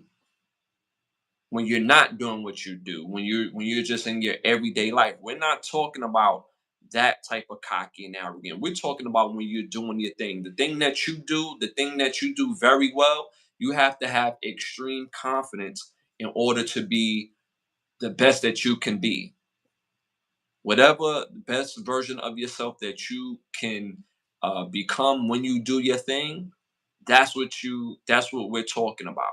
So from our culture and our community, you need confidence in any and everything, whether you're trying to be the best athlete, whether you're trying to be the best entertainer, whether you're trying to be the best businessman, whether you're trying to be the best plumber, whatever that you're trying to do, wherever culture that within the culture, you have to have confidence. Even when you're going to somebody to do your taxes, you don't want to talk to somebody that's doing your taxes like, yeah, I'm gonna try to do what I can do for you, man. And you don't want to hear that. You want to hear, this is what I know, this is what I can do for you, and this is what we're gonna work this out. You doing taxes, you can't say I'm gonna get you back this, obviously, but you want somebody that's confidently going to do something. Same thing when you go to the doctor. You don't want a doctor be like, yeah, we're going to try to get this cancer up out of you. We're going to try to, we're going to try. No, you don't want to hear no try. You want the doctor to be like, yo, I got you. No matter what happens, I got you. I can't obviously guarantee it because they can't be God, but I got you. You want confidence. So that's what I'm talking about when it comes to the culture. Gotta have confidence. Shout out to Roman Jack, man. He gifted some more y'all with some memberships, man. Show Thank you. love. Show love. Thank you again for that, Roman Jack. There's some thank yous in order for some people that he gifted with some memberships. Send that brother some thank yous, man. He deserved that wholeheartedly. He's gifted quite a few people in the chat and within the community some memberships. So again, thank you for that, Roman Jack, man. Biggest supporter that we have, man. Appreciate you wholeheartedly. Um, but yeah, so with Shador, this coach, evaluator, don't want to put his name on the fact that he said this. He want to keep this under wraps. So that's even more whackness because now you can't even own it. It's football, dude. You can make an evaluation on a player, and guess what? You can be wrong because chances are you will be wrong at some point. They was wrong about Lamar Jackson. They told the scouts told Lamar Jackson, you will never be a quarterback in the NFL. You cannot throw. Play running back, play receiver. Two MVPs later, Lamar Jackson is considered one of the best quarterbacks in the draft and one of the best quarterbacks in the league. Josh Allen, he throws too hard. He has a strong arm. His footwork is trash. He played at Wyoming. He's not going to be a good quarterback. He's a project. Two MVPs later, like, what are we talking about? Tom Brady that went in the sixth round from Michigan. He don't have arm talent. He's slow. He's kind of frail. Six Super Bowls later, I forget how many MVPs Tom won. I think like 4 or 5. Been to the Super Bowl at least like 8, 9 times. So put your name on it. If you're gonna say it, put your name on it. That's whack. That's whack. All right, moving on to our next hot topic. Actress Journey Smollett ex-husband is seeking half her retirement after she settled a one-time payout of $1 million and 7,000 a month in child support. What do you think about that? Wait, he's getting 7,000 a month in child support, Uh huh. or that's what he's asking for, or that's what he's already getting. No, no. So he's already getting 7K a month in child support. Uh huh. Received the one-time payout, and now he's seeking half her retirement money. Wait. So they gave him the hush money. They gave him the $1 million hush money, right? The upfront. Mm-hmm. On top of that, you getting 7 bands a month, Mm-hmm. and now you want more bread. Yeah, Now, he wants so her he going retirement. after he going after retirement bread. Yeah, he want her retirement. Damn. Shit. He play hardball though. I ain't gonna hold you. Pause. I mean, that's the game, right? He was It's married. it's it's cool when it's on a man's head. Oh, get your coin, girl. Do this in the third. But when it's on the dude's head, oh, this nigga's a bum. Why can't he handle his own? This, that, and the third. I mean, y'all open the floodgates to go after people after man's money. It's the same way. A man could go after your money if you making more bread. So is it fair? Is it right?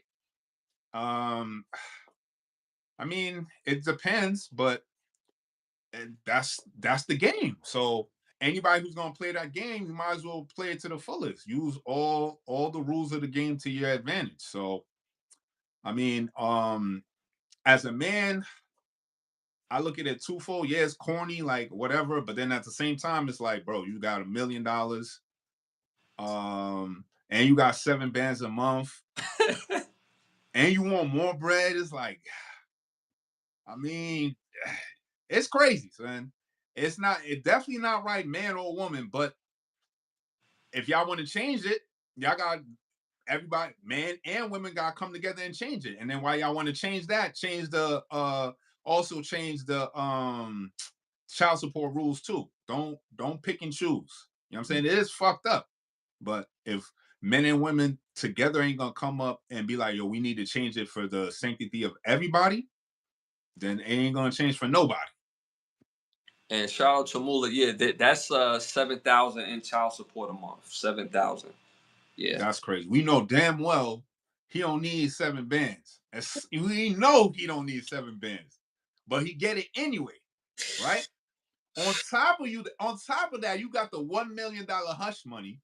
What you do with the bread? Damn, son. Yo, that's just crazy work. I don't know how you could just blow through $1 million like that.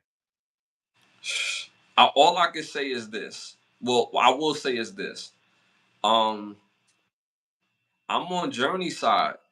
This is nasty work because I'm on anybody's side that's getting the nasty work done, whether it's man or woman.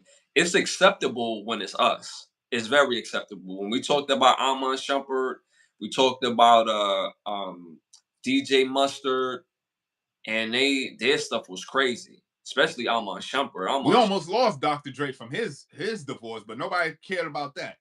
And it's just straight nasty work. Look how Halle Berry, they doing Halle Berry dirty.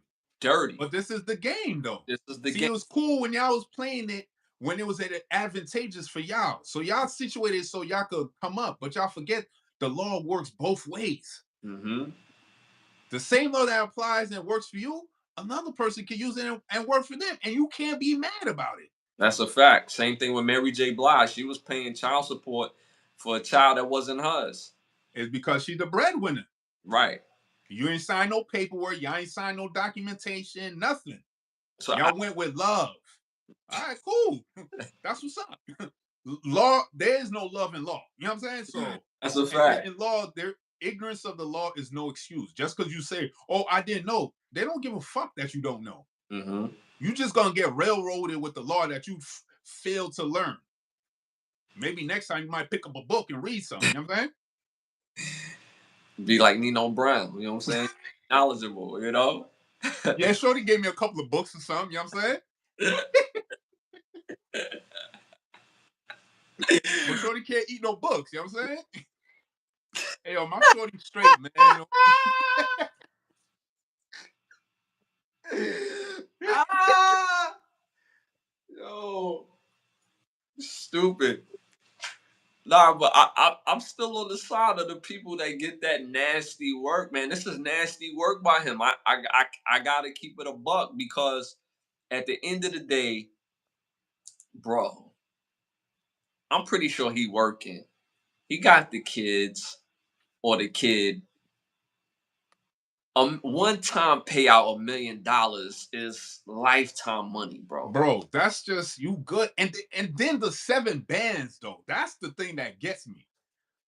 The 7 bands a month is nasty work. That to me, that's you just adding on to you just digging. You know what I mean? But then to go after 50% of the retirement, mind you, Journey Smollett, even though she's relatively young, I believe Journey is like maybe 36, She's 30. been working since she was 3. Like Yeah. that's fucked up to Yeah. go after the retirement bread.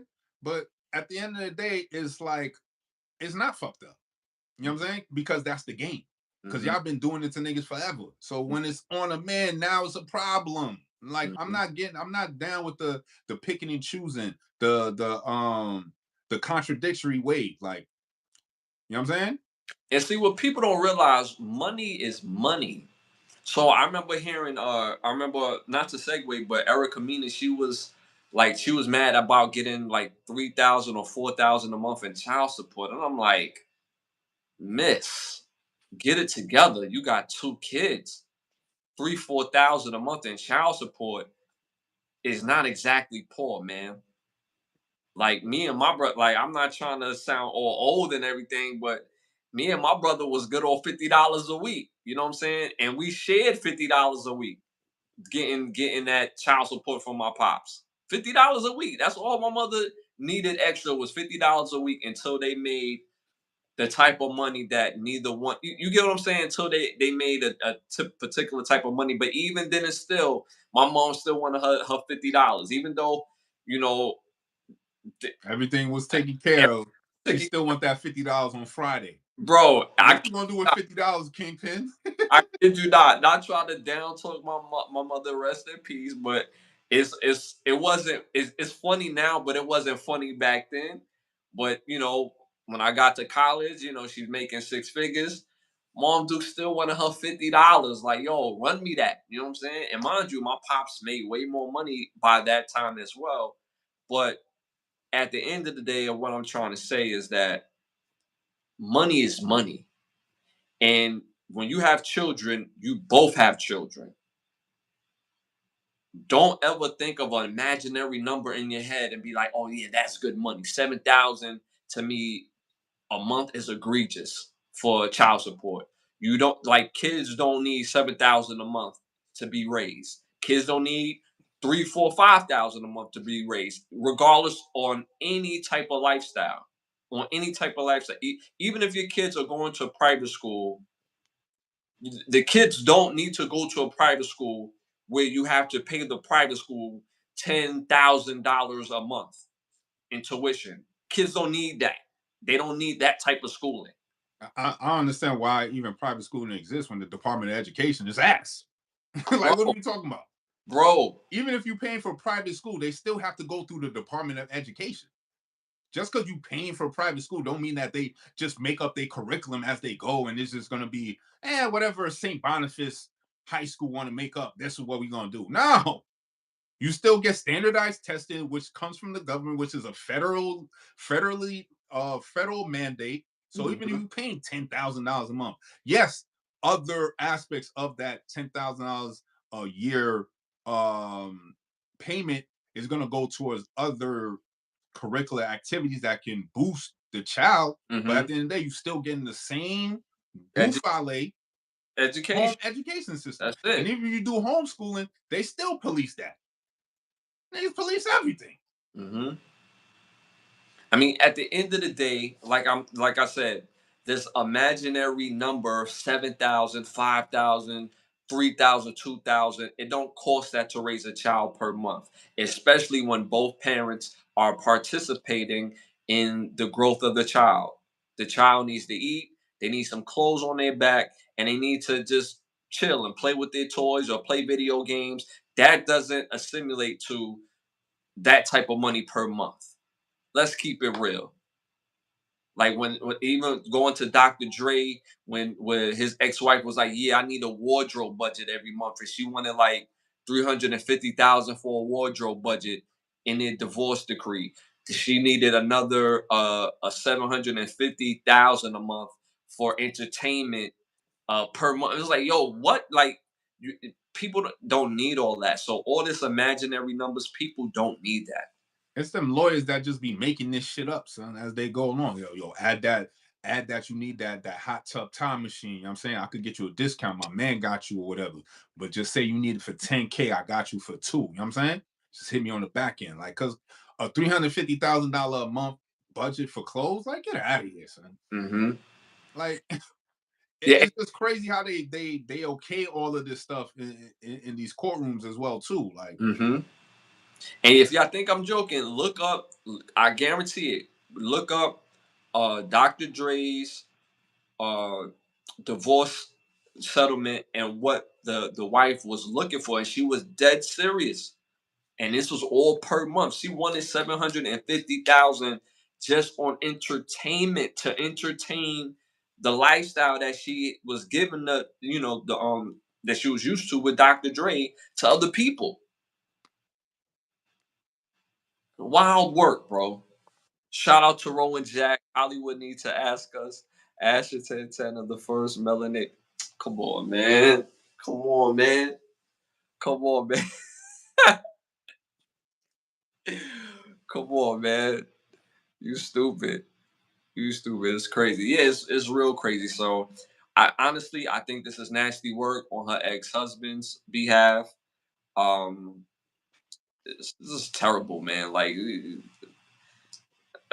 it's just nasty work, man. Like I said, I'm on the side of anybody that's really trying to finesse that's getting finesse. I would hope that they don't get finessed, but it's just nasty work.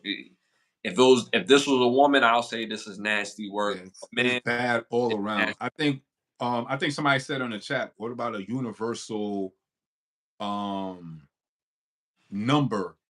Because if you could quantify how much a child needs to survive from being born to 18, I'm pretty sure you have the mathematical analysis and statistical data to know the foundational principle of like how much it's going to cost to raise one child, even with the fluctuation of the recession. You know what I'm saying? Hmm. And it has to, Ain't no way in hell it's $7,000 a month. Because how the hell people who can't make $7,000 a month support their kids and it has based on that logic? You know what I'm saying? and it has to be adjusted by location as well too, And I because don't think it's fair that certain. Well, I don't think that's fair that you could go to a certain state, file for this because this state allows these certain Mhm, things. Like I don't. If you don't live in that state, you shouldn't be able to file in that state. You should mhm, only be able to file in your state, and you need to be able to live in that state for at least consistently more than 10 years. mhm. Because I, that's heard of some report of some chick, uh, uh, some celebrity chick or whatever, had a baby, but no, like lived in Atlanta, but went to California to have the baby mhm. to come back to Atlanta. But because the child was born in California, It's she the thinks she law, could go to finesse. California Yeah, and finesse. yeah, The one time the law was like, we see this one, but and no, we ain't gonna yeah, rock that. yeah, We see the game, but chill. yeah. Kids need a lot. Not necessarily. I disagree on that. Like I said, I raised my A daughter. lot of love, time, patience, but $7,000 a month That's is crazy. crazy work. Because Crazy. how's a regular person who's making 60K with two kids, how are they gonna pay? How are they gonna take care of their Children. kids if it's foundationally on some foundational thing that you need 7,000 a month to take care of one kid? Nasty work. Even if Come on. it's two kids, nasty work. Three kids, net. Let's just call it straight up. If he had four kids, get $7,000 a month in child support, that is nasty work. Like you just won't get me to be, oh, all right, that's cool. No, because again, I raised my daughter as well. Grew up in my household. I children need more attention than things because when you get them things, you know what they're gonna say at the end of that? I don't really need none of this. I just need your attention. Kids need what you give them. And that's mainly attention and love and assurance.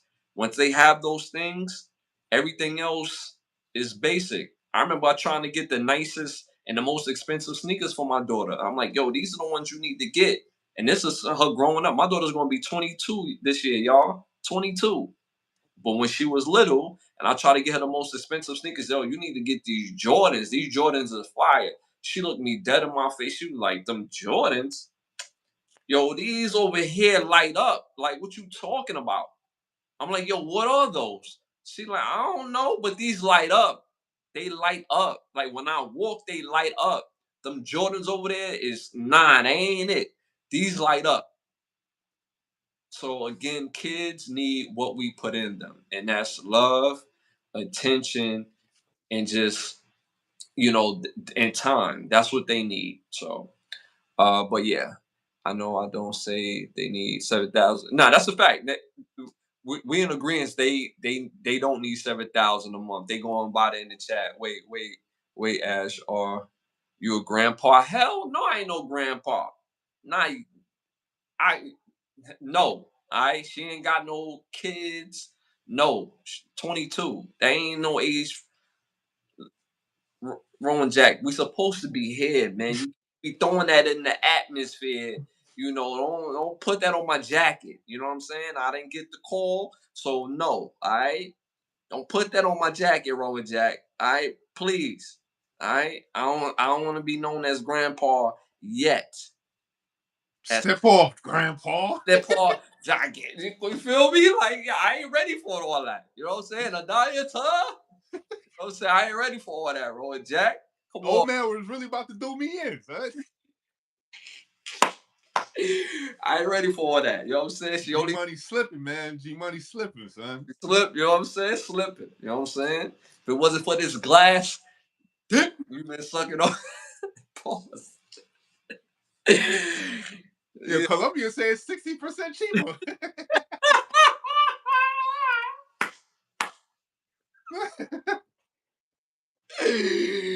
My fault, y'all. That's a reference to a Yo, movie. Y'all gotta guess what movie that. dog. This nigga is dumb. So yo, you are stupid, bro. For real, you are funny, bro. Probably get 60% cheaper. Stupid. Look, now I can't get to my thought right now, bro. Cause now my mind is on New Jack City right now, bro.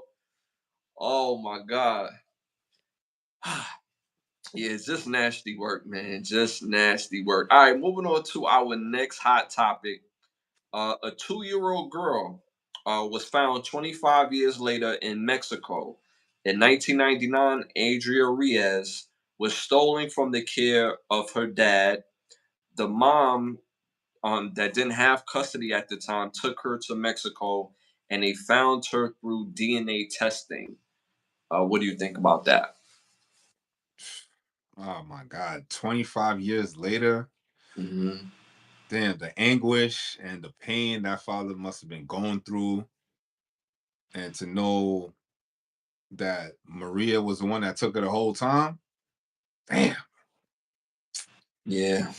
Whew, that's tough, man. That's I don't know, son. That's hard, son. That is a hard one. Ah, man. He ain't get no time with his daughter, nothing. All for what? All because you was gonna lose custody? That don't mean you was never not gonna be able to see your daughter again. Like, this nigga never got to see his daughter at all. You was with her the whole time. Man, that's just cold, son. That's sad. Again, my heart goes out to the father. You know what I'm saying? We support fathers in this realm. Support all, but more so we support our fathers. The men, they need love and support too. You know what I'm saying? So shout out to that father for holding it together and hopefully to get a relationship with his daughter now. You know what I'm saying? His daughter was born in well, his daughter was born in 97. He hasn't seen her since 99. I can't even imagine that. My daughter was born in '03. So I can't even imagine the anguish, the type of vitriol that he developed for this woman that he had a child with. Like I just can't imagine that.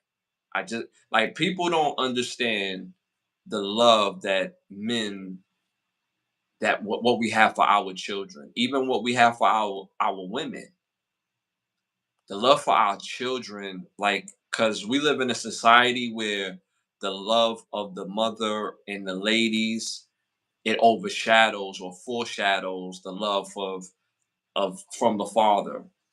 Our love for our children, our daughters, man, and he was robbed all that time. 1999. He hasn't seen his daughter since 1999. We in 2025. 2025. Didn't have a hand in her upbringing, and that's heartbreaking. That's heartbreaking. Honestly, they should go to Mexico, find the mother, and put her in jail. Literally, I'm really about that. Even if the shoe was on the other foot, I'm really about that. Like, come on, man. You didn't have this child by yourself. Like, how dare you? That's so selfish. That's one of the most selfish things that I could hear of, man. Robbing the other parent of a relationship with y'all child. Y'all had that child together. Y'all couldn't made that baby without each other, all because of a disagreement or a court order, whatever the case may be. I can't jack that, not one bit. I don't respect that, and that's just nasty work, super trash. And it would have never popped up unless something was going on in Mexico, where the girl did the DNA testing. That's how they was able to find it, because being that this woman, then they couldn't find her. Like, it was like widely known that she was taken. Damn.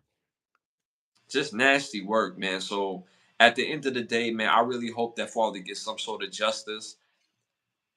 The most expensive thing that we all own is time. You can't get 25 years back. The girl is 27. Can't get 25 years back. She's damn near 30. I just nasty work. My heart goes out to him. That's nasty work. And the mom, she should go to jail. And the only way you could have deterrence of this is if you put people in jail for shit like this. If you put people in jail, if you kidnap a child, you should go to jail regardless if it's your child. If there's a court order in place and you go against the court order, then there should be consequences. You have to pay for that. Simple and plain. Like, I just don't understand that. I don't understand how there could be a court order. She disobeys the court order, and okay, so now what? Because she's in Mexico, they can't do nothing about it. There has to be something, and it's just wild work, man. I just don't respect any parent that would do that to any parent. So you know what I mean? Whether it's a man to a woman or a woman to a man, like, that's just straight nasty work. I don't respect that. All right, moving on to our next hot topic. A Texas rapper, Little Ronnie, and his 6-year-old daughter was gunned down at a local car wash. Uh, they they have arrested a couple of assailants that said that that they are the murderers for this case. 24-year-old Adonis Robinson and 21-year-old Jacoby Russell. What do you think about that? Oh, that was in Texas. Yeah, yeah, Oh, they both getting life. yeah. Getting life. You know Hmm. what I'm saying? Grand open, grand close. Yeah. Yeah. Easy peasy. You know what I'm saying? Life. Hmm. I don't know what it is about this. I don't want to say completely about the new era of real young guys, the YNs they like to call themselves or be referred to, which is a terrible name. Um, but I will say this because it's a part of our culture, because these are our younger brothers, these are our sons, these are our nephews. At the end of the day, there's nothing gangster about murdering a 6-year-old little girl. At some point, like, I don't want to sound like the old guy in the room, but there used to be some sort of respect where your family wasn't included in your beef. If you seen somebody you had beef with and they're out with their mother, they're out with their sibling, they're out with their kids, then y'all beef is on hold. When y'all see each other man to man, one on one, or crew on crew, then it's up and smoking. But they're in a place and a space where they're not even on that type of time. So to make a move like that is terrible. There's nothing gangsta about that.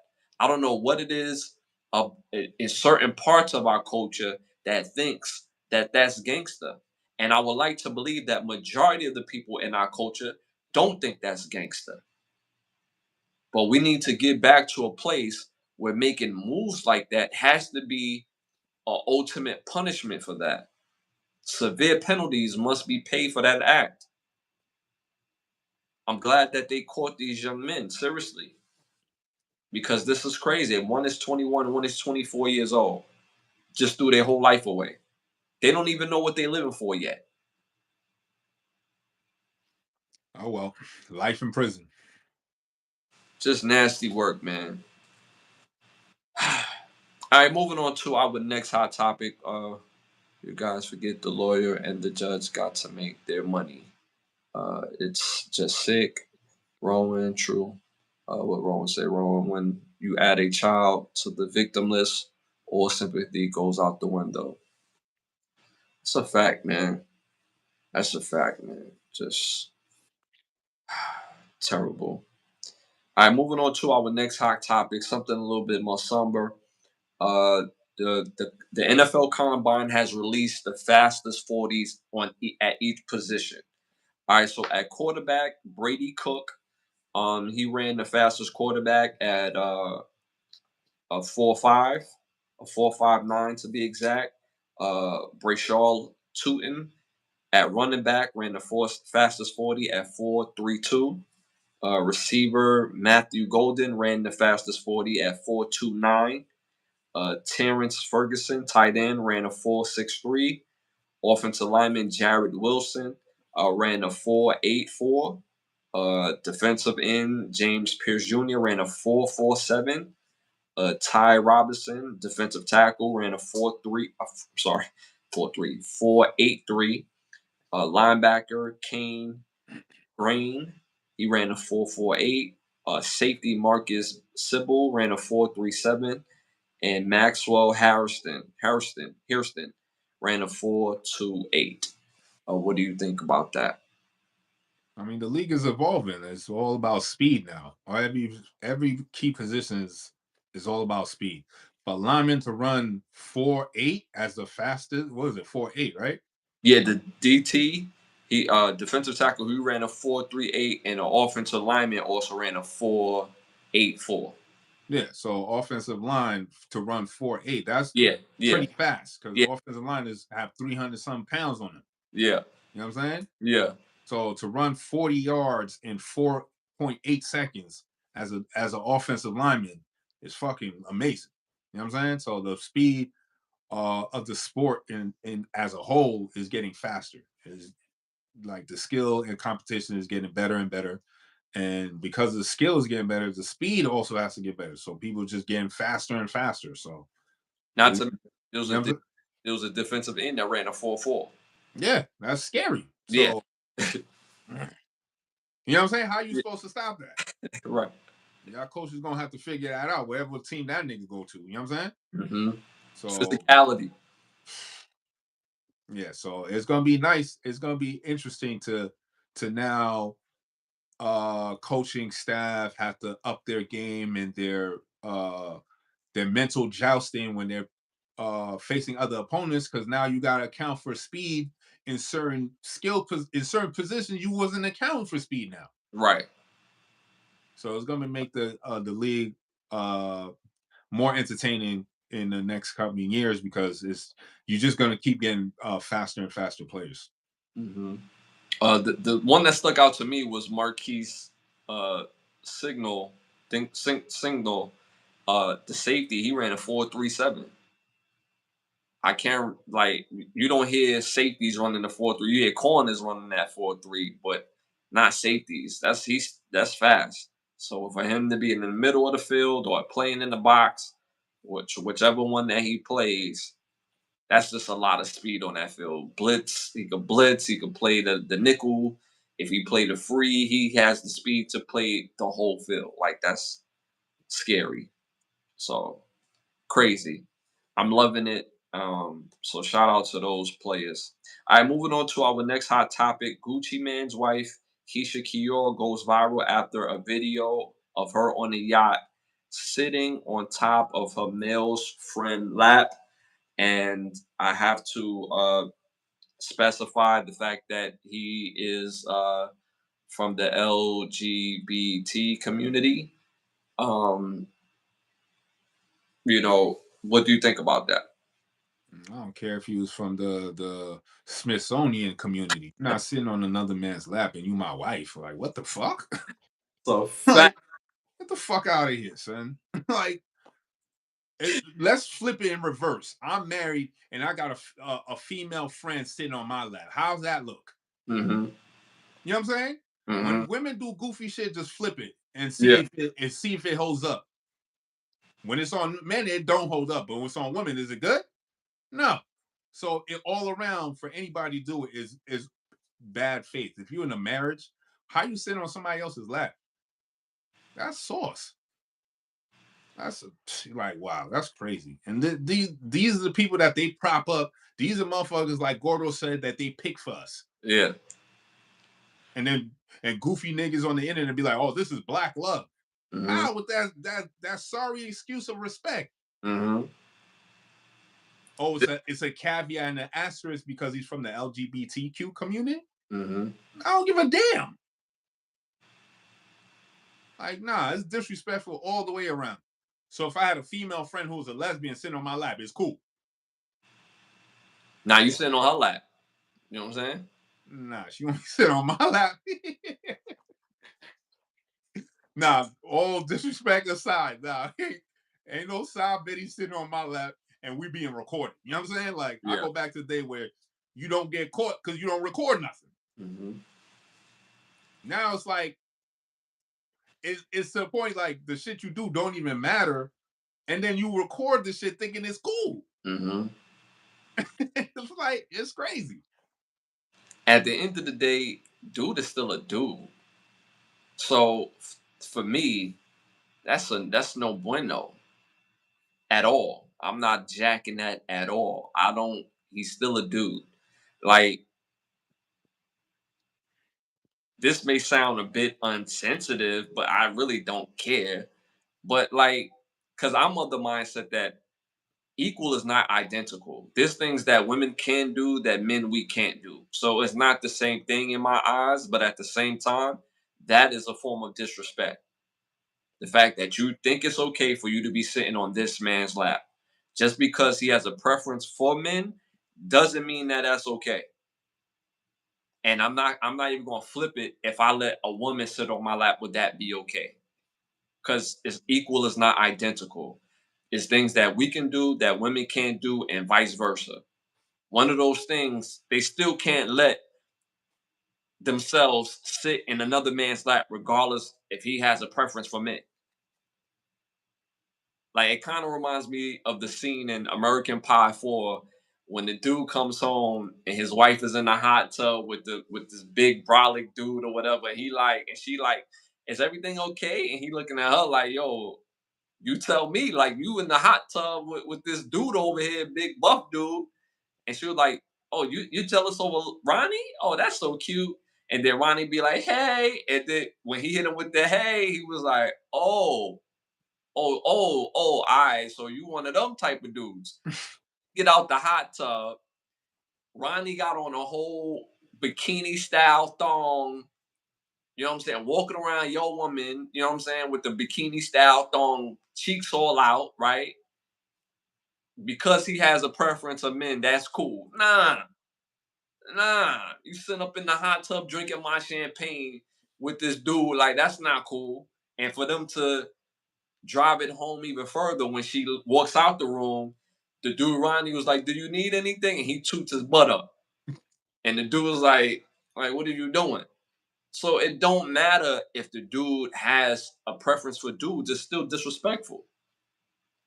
And then the crazy part is them having it on tape or on, or on footage or whatever. What what is their relationship when things are not on tape, when things are not filmed? Because that's what really has my mind going. It's like, all right, I see that on tape. Okay, so that's PG to y'all. That's PG to y'all. That's cool to y'all. Cause this is what you're doing on tape. So imagine what they're doing off tape. You probably walking around him, but my whole mind starting to get the flow in that. And no woman want that when my mind starts to get the going. Nah. So that's not cool. Um, does it has a reflection on Gucci Man? Not necessarily because this is on this woman, but we have to do a better job at picking the women that we choose. That's like the only reflection that it has because this is a poor decision on her part. This is going to make she looks bad from this. Not Gucci, man. She looks bad. She looks terrible from this. So, you know, equal is not identical in my eyes, but this is terrible. This is terrible work. Anything you want to add to this? Nah, it's just real disgusting work. Like, there's just certain things you, it's like you post to get a reaction out of people, and it's really you really living for the gram and not really truly living in real reality. Hmm. Because that made no sense. That had nothing to do with anything to better your life or better your relationship. Nothing. Hmm. So why even post it? Why even do it? Hmm. Strictly for attention? Was that really necessary? I don't think so.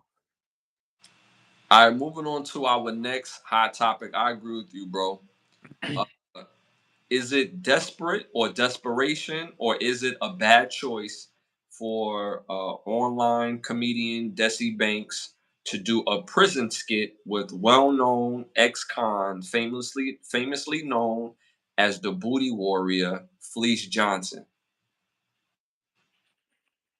What to do content, like to do, they saying that they want to do a skit with him or something. No, this is the question. Is it desperation or bad choice for Desi Banks to do he did the prison skit is out with the well-known ex-con famously known as the Booty Warrior, Fleece Johnson. So he did a prison skit with him, Uh-huh. and within the within the skit, Fleece Johnson was basically trying to sleep with him throughout the whole skit. Mm, I mean, for okay, I don't want to go into that whole other realm or whatever. But if you look at the his history, he never did jokes like this. But all of a sudden, you trying to get to a higher realm. Now you got to do these type of jokes. It's just weird to me. Like, you know what I'm saying? Like, Hmm. not saying that um not saying that that is an actual scheme or ploy, but if you really look at it, what's the purpose of it? What's the underlying joke, and what's the theme behind it? You know Hmm. what I'm saying? Hmm. Is there a message that you're trying to portray that sexual violence in jail is terrible? That Hmm. we need to have more of an awareness of it? No, you're not doing Right. that because you're a comedian. So you're Hmm. making a joke out of it. So what is the purpose of the joke? You know Hmm. what I'm saying? What's the purpose? So for me not to go into that conspiracy theory area, I'm just looking at it on a contractual basis. You have a brand that you try to build, and you at a point now where you pick and choose certain um moves that make your brand better, right? So would this make your brand better? I don't know. Unless you doing jokes like this before, and this is just part of your normal skit. I don't necessarily follow Desi Banks heavy, but a lot of his viral jokes and skits had never nothing to do with being in prison, locked up, or having some kind of joke about sexual violence. Hmm. And it's always funny that they always use rape, sexual violence towards men in jail as always a form of a joke, Hmm. or always a form of a threat. Hmm. You know what I'm saying? And it's like it's weird. I don't know. I don't. It doesn't make sense to me. But you know what I'm saying? Hopefully the skit is funny. If it's funny, then and nobody will care. Hmm. Well, for me, I think it's desperation. In the chat, they saying more so it's a bad choice. Booty Warrior was the character from the Boondock. Yes, so it's the same character that they base the person on. So for those who don't know, they uh you know how they do documentaries in jails and things like that. They came across a guy named Fleece Johnson, He called himself, well, he was known as the Booty Warrior. He had countless of stories of him saying that booty was more important than water, booty was more important than eating, and they took those comments and put it into the Boondocks. But to his admission, he said that during the time when he was active, like if he wanted you, he gonna get you either the easy way or the hard way. So with that particular history by itself, and you do a jail skit, and you doing a jail skit, and he's basically playing a character that he's known for, because the whole skit he's trying to sleep with Desi Banks. The whole skit. As soon as he get in the cell, he's giving him cookies. He like, yo, eat the cookie, man. And then Desi like, yo, nah, chill, chill, man. Like, come on, Unc. Like, get out of here. They playing cards, and he's sitting across from him, like licking his tongue at him or whatever the case may be. And it's like, then it goes to another scene where he's Desi Banks is sitting on top of the bunk, and like he just couldn't take it no more. He just grabbed Desi Banks by the bottom of his legs, and then they cut the skit off there. So it's like it's just poor choice, man. That's what like we're talking about criminology, and we're using this man's past, and he probably did. I don't know. I don't want to speak for no man not knowing no better, but damn, you're using your criminology and trying to turn it into a joke, but that criminology was actually, traumatizing to the people that you came across to. So it's like, how is that even funny?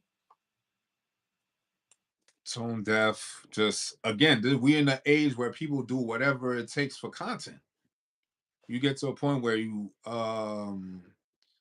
the content you've been putting out is starting to get harder and harder to put out new content and new Mhm, shit and this, that, and the third. So now you try to push the envelope and then you making compromising skits just for the mhm, attention, just for the likes, or just to keep the viewership going. You know what I'm saying? mhm, And it's like this one definitely was not needed. I never liked anything have remotely close to doing with jail, because anything that have to do with jail, they're always gonna put these sexual assault scenes oh, and make yeah, it mad apparent that that's what goes on in jail.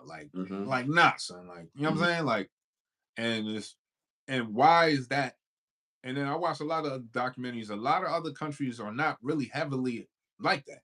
right, There's a lot of violent offenders, a lot of murders and killers that are in um institutions just as horrible or just as worse as American prisons, but they're not nearly as sexually violent as American prisons. And I've always wondered why. mhm. You know what I'm saying? I think Why? they made it a trope. They romanticized it. And then if that's the case, and we have somebody of our culture playing the same thing again, it's like, bro, come up with something new. Like, Mhm, come up with something better. At least make it into like an awareness type of thing. mhm, That would have been something cool. right. You know what I'm saying? Something different, something outside the norm, but Mhm. you want to give us the same buffale. And I'm also the type of person. I'm gonna be honest with y'all. I find comedy in everything. I find comedy at funerals. I find comedy with when babies are crying. I find comedy in everything. But this in particular, it was for me, it was desperation, it was tone deaf, it was just a terrible decision to use somebody, and this is what they're known for, at their own admission, at their own admission, and put it into a comedy skit. Like I just don't understand that particular portion. Like it's wild. So and I'm not, like I said, I'm not, Mr. Woke when it comes to the jokes. I want to laugh. I want to laugh first, and then whatever the case may be or whatever. But I could still enjoy the entertainment of a good laughter. But to me, this was just out of desperation. You're looking for them views. You're looking for shock value. It wasn't even funny. And I actually think Desi Banks skits, for the most part, is actually funny. Like the boxing stuff that he did previously, I thought that was hilarious. Like I was literally crying, pause, in tears because it was so funny. He had like this boxing skit that was funny. The Jodeci skit he did was had funny as hell, but this particular skit terrible. It wasn't funny, and just the organization of it, who you chose. Like, dude, you're looking for them views. Everybody's looking for them views, but that was strictly for the shock value because that's wild. All right, moving on moving on to our next segment. Our next segment is brought to you by Bravo Section. Make sure you go to bigbravosection.com. Again, bigbravosection.com if you want to buy dope photography. Also, if you're in the Miami area, you can book a session with one of the best photographers in the world. If you're not, you can still book that session. They're gonna take the train out to take care of your session. Again, go to bigbravosection.com to buy dope photography. You have a petty thought for us, petty words, petty law. Chat. So this section is based on words that we see and hear every day, but don't never take the time to find a legal definition of words. So I look up random words in the Black's Law Dictionary, the sixth edition, and give you legal definitions of random words. So the first random word out of the Black's Law Dictionary is fraternity. So fraternity is a body of persons associated for their common interest, business, or pleasure. In American colleges, a student organization, either a nationally chartered society comprising many affiliated chapters or single chapters in an institution, formally formed chiefly to promote friendship and welfare among the members, and usually having secret rights and a name consisting of Greek letters. So fraternity. All right, next on the list is Bushido, which is why I found interesting that the code of Bushido is in Black's law. That's fire. Uh, the unwritten code of conduct of the samurai demanding loyalty to superiors only, simplicity of living and military valor, treachery and brutality against one's enemies, and self-sacrifice, blind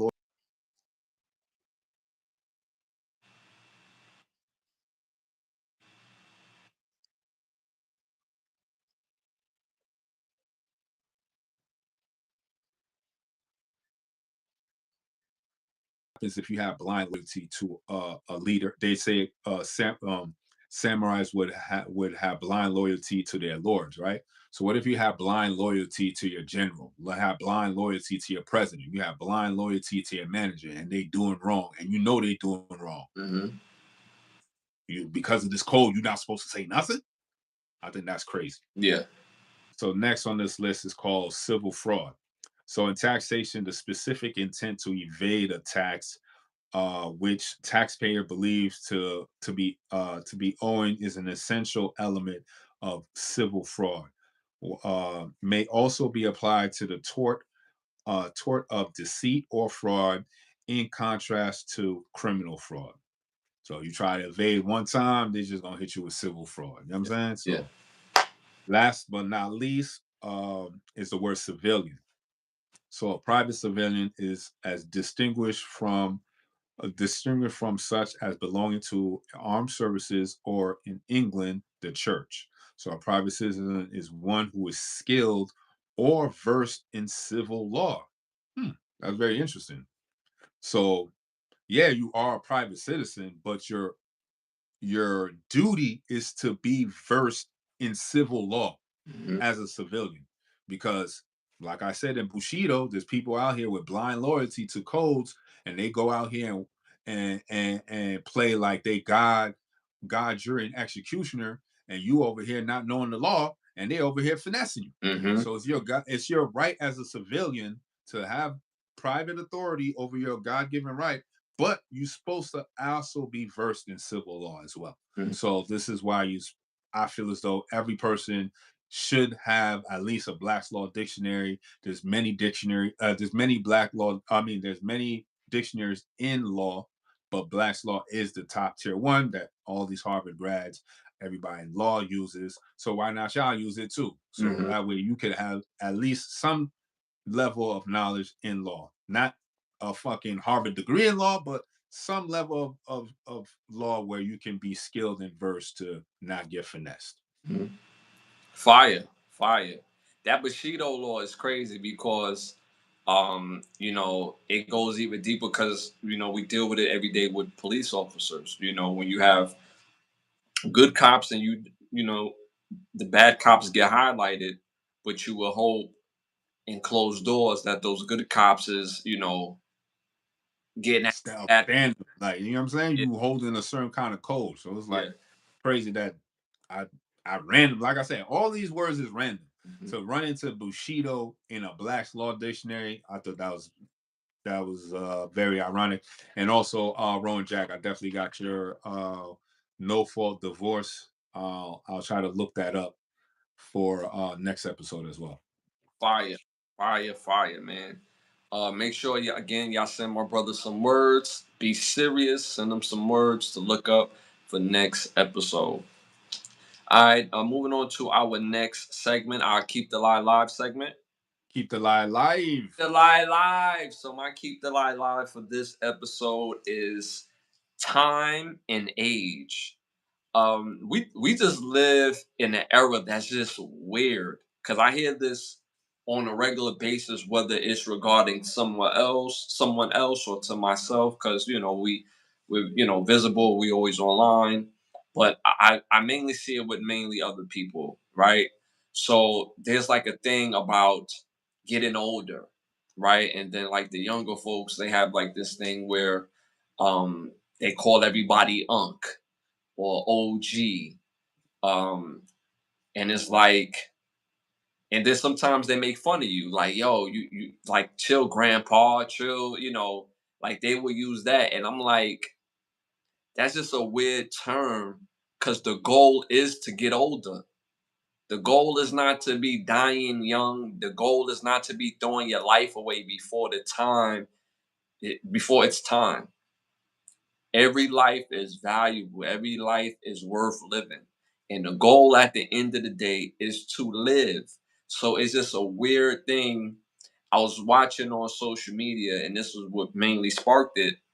They was asking a whole bunch of college students what is considered old. And majority of the kids said, well, if you was born in 2002, then you're old. If you're born in 2001, you're old. Some kids say if you was born in the 1900s, you was old. If you're born in the 1970s, you're considered old. And it's like, it's such a weird thing to say because they don't even realize as college students, 18, 19, 20, 21. Do you understand how fast 10 years go after college? Do you even understand you could blink your eye and you're going to be 31, 32, 33? Living real life, having children, having real bills, paying your own rent or your own mortgage, having to deal with the IRS, having to deal with managing vacations, managing your bills, managing your life, managing medical, dental, and all that comes with it. It gets hectic and it gets real. You find out who your real friends are. And you find out who your real friends are based on them being your friend without it being required that you do something for them. So life gets real.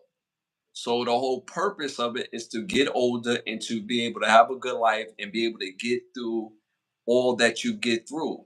Because even some of your friends that are in high school and college, that at this moment, y'all like this right now. There is a chance. There is a chance. 10 years will go by and you haven't spoken to them since high school. You haven't spoken to them in 8 years, 5 years. But the whole purpose is to live. The whole purpose is to move forward. So it's just like a weird thing where our society makes fun of people getting older when that's the damn goal. You're not always going to be 21, 22. Guess what? It goes by like that. I'm 40. I'm 40 myself and still remember when I was 23. And I have a better life and I have way more fun at 40 than I ever did at 23. And mind y'all, you can ask this man right here how much fun I had at 23, how much fun I had at 22, 21. Because my brother right here, we met in college. and we've been brothers ever since. And in college, we had a ball, good times, an abundance, a lot, a grand old. So the whole purpose is to move forward, get through life, enjoy life, absorb life, because you're going to go through things that is going to change the trajectory of your life based on the decisions that you make. So I don't know why this is a thing, because it's so weird. When I was in my 20s, I never like this the older homies. I never looked at my homies that was 30 and 40 and was like, yo, what up, old head? What up? Well, Unc is a sign of respect. OG is a sign of respect. But this era makes it sound like it's not. But we didn't even carry it that way, because it was cool to watch the older homies to have a good life. The older homies driving a nice car, the older homies living in a nice house or living in a nice apartment, being able to go on nice vacations. Or the big homie, he went to Jamaica this weekend. He went to St. Bart's. He went to St. Thomas. Look at his young girlfriend. Yeah, big homie like 38, but his girlfriend like 26. Like he popping. So those are the things that was cool to the younger team at that time. So now on the other side of it, living a great lifestyle better than ever, and the young homies look at you being older as not cool when that's the goal. So that's my keep the lie live for this episode. What do you think about that, bro? First and foremost, you know me, I'm always gonna shit on the Department of Education because how you go in college and you said with a straight face, somebody born in 2002, they're old, and we in 2025. Is your math not good, sir? They're 23 years old. How's 23 years old old? Again, this is why I blame the Department of Education, because that kid's math is all the way wrong. You know what I'm saying? And then another point is you we got this life really construed and fucked up because we're old a lot more years than we're young. You know what I'm saying? That's a fact. So it's cool to be, you know what I'm saying, young, get your shit together, this, that, and the third. But when I was young and I seen people like in their 30s, motherfuckers was already established in their 30s. Motherfuckers had a whole family. Yeah. You know what I'm saying? Yeah. Whole job, 2-car garage. Yeah. And I'm in my 20s. Yeah, me and my bro had fun in our 20s. Yeah. But I'm like, damn, when I get to my 30s, I'm gonna have to have a wife, Yeah. a kid, a house. What the fuck am I gonna do? How am I gonna get a house? Right. You know what I'm saying? That's what the hell we was talking about. We was not looking at the old, talking about you old. Right. What? Right. Nah, son. Y'all young niggas is wild. This whole YNs, Unc, OG. No, my name is my name. Mm-hmm. So when you know me, you gonna call me as such. Mm-hmm. I do not respond to Unc. I do not respond to OG. None of those illiterate terms. Mm-hmm. No, you will respond to me as the name I give you. Mm-hmm. Other than that, that's it. You know what I'm saying? Because it's like, this whole ideology of trying to live fast, young. Like, no, man, no. Mm-hmm. You want to live life, but you want to make the right decisions. So the moves you make today, you'll feel it 10 years from now. That's a fact. Because the moves you make today, you ain't gonna feel it until later on in life. Mm-hmm. When you in your 30s and your 40s, like, damn, now you don't got no time. Mm-hmm. Time done gone by. Mm-hmm. Time done gone by. Mm-hmm. So if you don't get it together now, it definitely go to math class. The bro who said, if you born in 2002, you old now. Now, this was a whole. This was the whole campus. But specifically, one of the bros said that. So them Mm-hmm. and the whole campus just need to go in the garbage, Yeah. because that whole ideology is crazy to me. Yeah. Yeah. Like at the end of the day, the whole goal is to be able to have a great life. And 9 times out of 10 in this economy, in the life that we live in, being successful in your late 20s, in your 30s, in your 40s, and your 50s is something to be proud of. That's dope. I know people that didn't make it Bro, after high school. bro. I know people who gone. You know what I'm saying? 22. I'm about to be 40. They're they last life was 22 years old. Right. So I don't know what people were saying. Like, no, you wanna make the right moves, make the right decisions, so you have a long lasting life. Because you only be young, but for a certain amount of time. You old for a very long time. So it's just up to you. You know what I'm saying? That's a fact. Shout out to Dope Boy in the building. Appreciate you tapping in, man. But yeah, it's like it's just a weird thing that the younger generation think, once they get into their 30s and 40s, that's old. That's when you really begin to start living life for real. You're gonna know life is real. People are not going to care about you at that time because at that age, you have to be able to pull your own weight. You have to have a skill to feed yourself. You have to have that. So instead of trying to diss, you need to be grabbing game. What did you do to be successful? How did you make it? How did you survive? That's the game that you should be grabbing. Pause. Because at the end of the day, the whole purpose is to live a great life and to do it as quick and as young as possible. Because it's a lot of lessons you're gonna learn along the way. So that's my keep the lie alive for this episode. And I just hope we get it together as a culture and as an era. Because this era right now, I don't know. Ever since like pre-COVID, it's been like it's been a shaky like 6 years, bro. It's been a shaky 6 years. Like since 2019, it's like I don't know what is going on in the world. It's like we start drinking a different type of water, or not us in particular, but just the world, bro. It's like what is going on? Like the message is completely in disarray, and people are not getting what they supposed to get. And people they said it best in the chat. They lost in translation. So hi, y'all, man. Yo, it's been another great episode, man. I appreciate y'all tapping in as always. So I got to shout out to some of our sponsors of the show: Bravo Section, Button Snaps, and OUV Records. If you're interested in being one of the sponsors of the show, you can hit me on Instagram at Ashley Lovechild, or you can hit my bro on his Instagram at Bravo section _ So again, if you're interested in becoming one of the sponsors of the show, you can hit us on Instagram. Also, make sure you tap into the Overstand podcast on this channel every Monday at 9:30. Why understand when you can overstand? We're on Can the Brothers Get a Rap every Sunday and every Thursday at 10:30 p.m.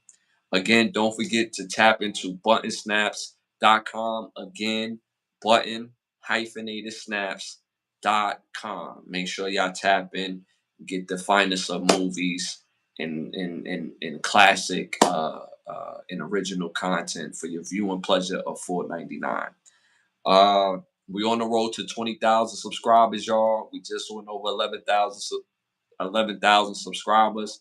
So again, make sure y'all continue to tap in, tell a friend to tell a friend. Got over 300 and something rewatchable videos of this podcast on this channel. So make sure y'all tapping in, man. Uh, check out the membership portions of our page and help us continue to grow, help us be more in the algorithm. I see the growth. So again, I just want to thank y'all for supporting us each and every single episode. I feel like I'm missing something. Don't forget to go to bigbravosection.com. Go there, get some dope photography. Go there, book sessions. Also, got some new music on the way, so be on the lookout. But in the in between time, look up Ashley Lovechild on any music platform. Type it in. Got some dope music for y'all, so make sure y'all tap in. We'll be back this Sunday. This Sunday at 10:30 p.m. We'll see y'all then. And y'all already know it's love. And again, shout out to all the badge holders. Thank you, thank you, thank you. And we out of here. We'll see y'all Yeah. again this Sunday.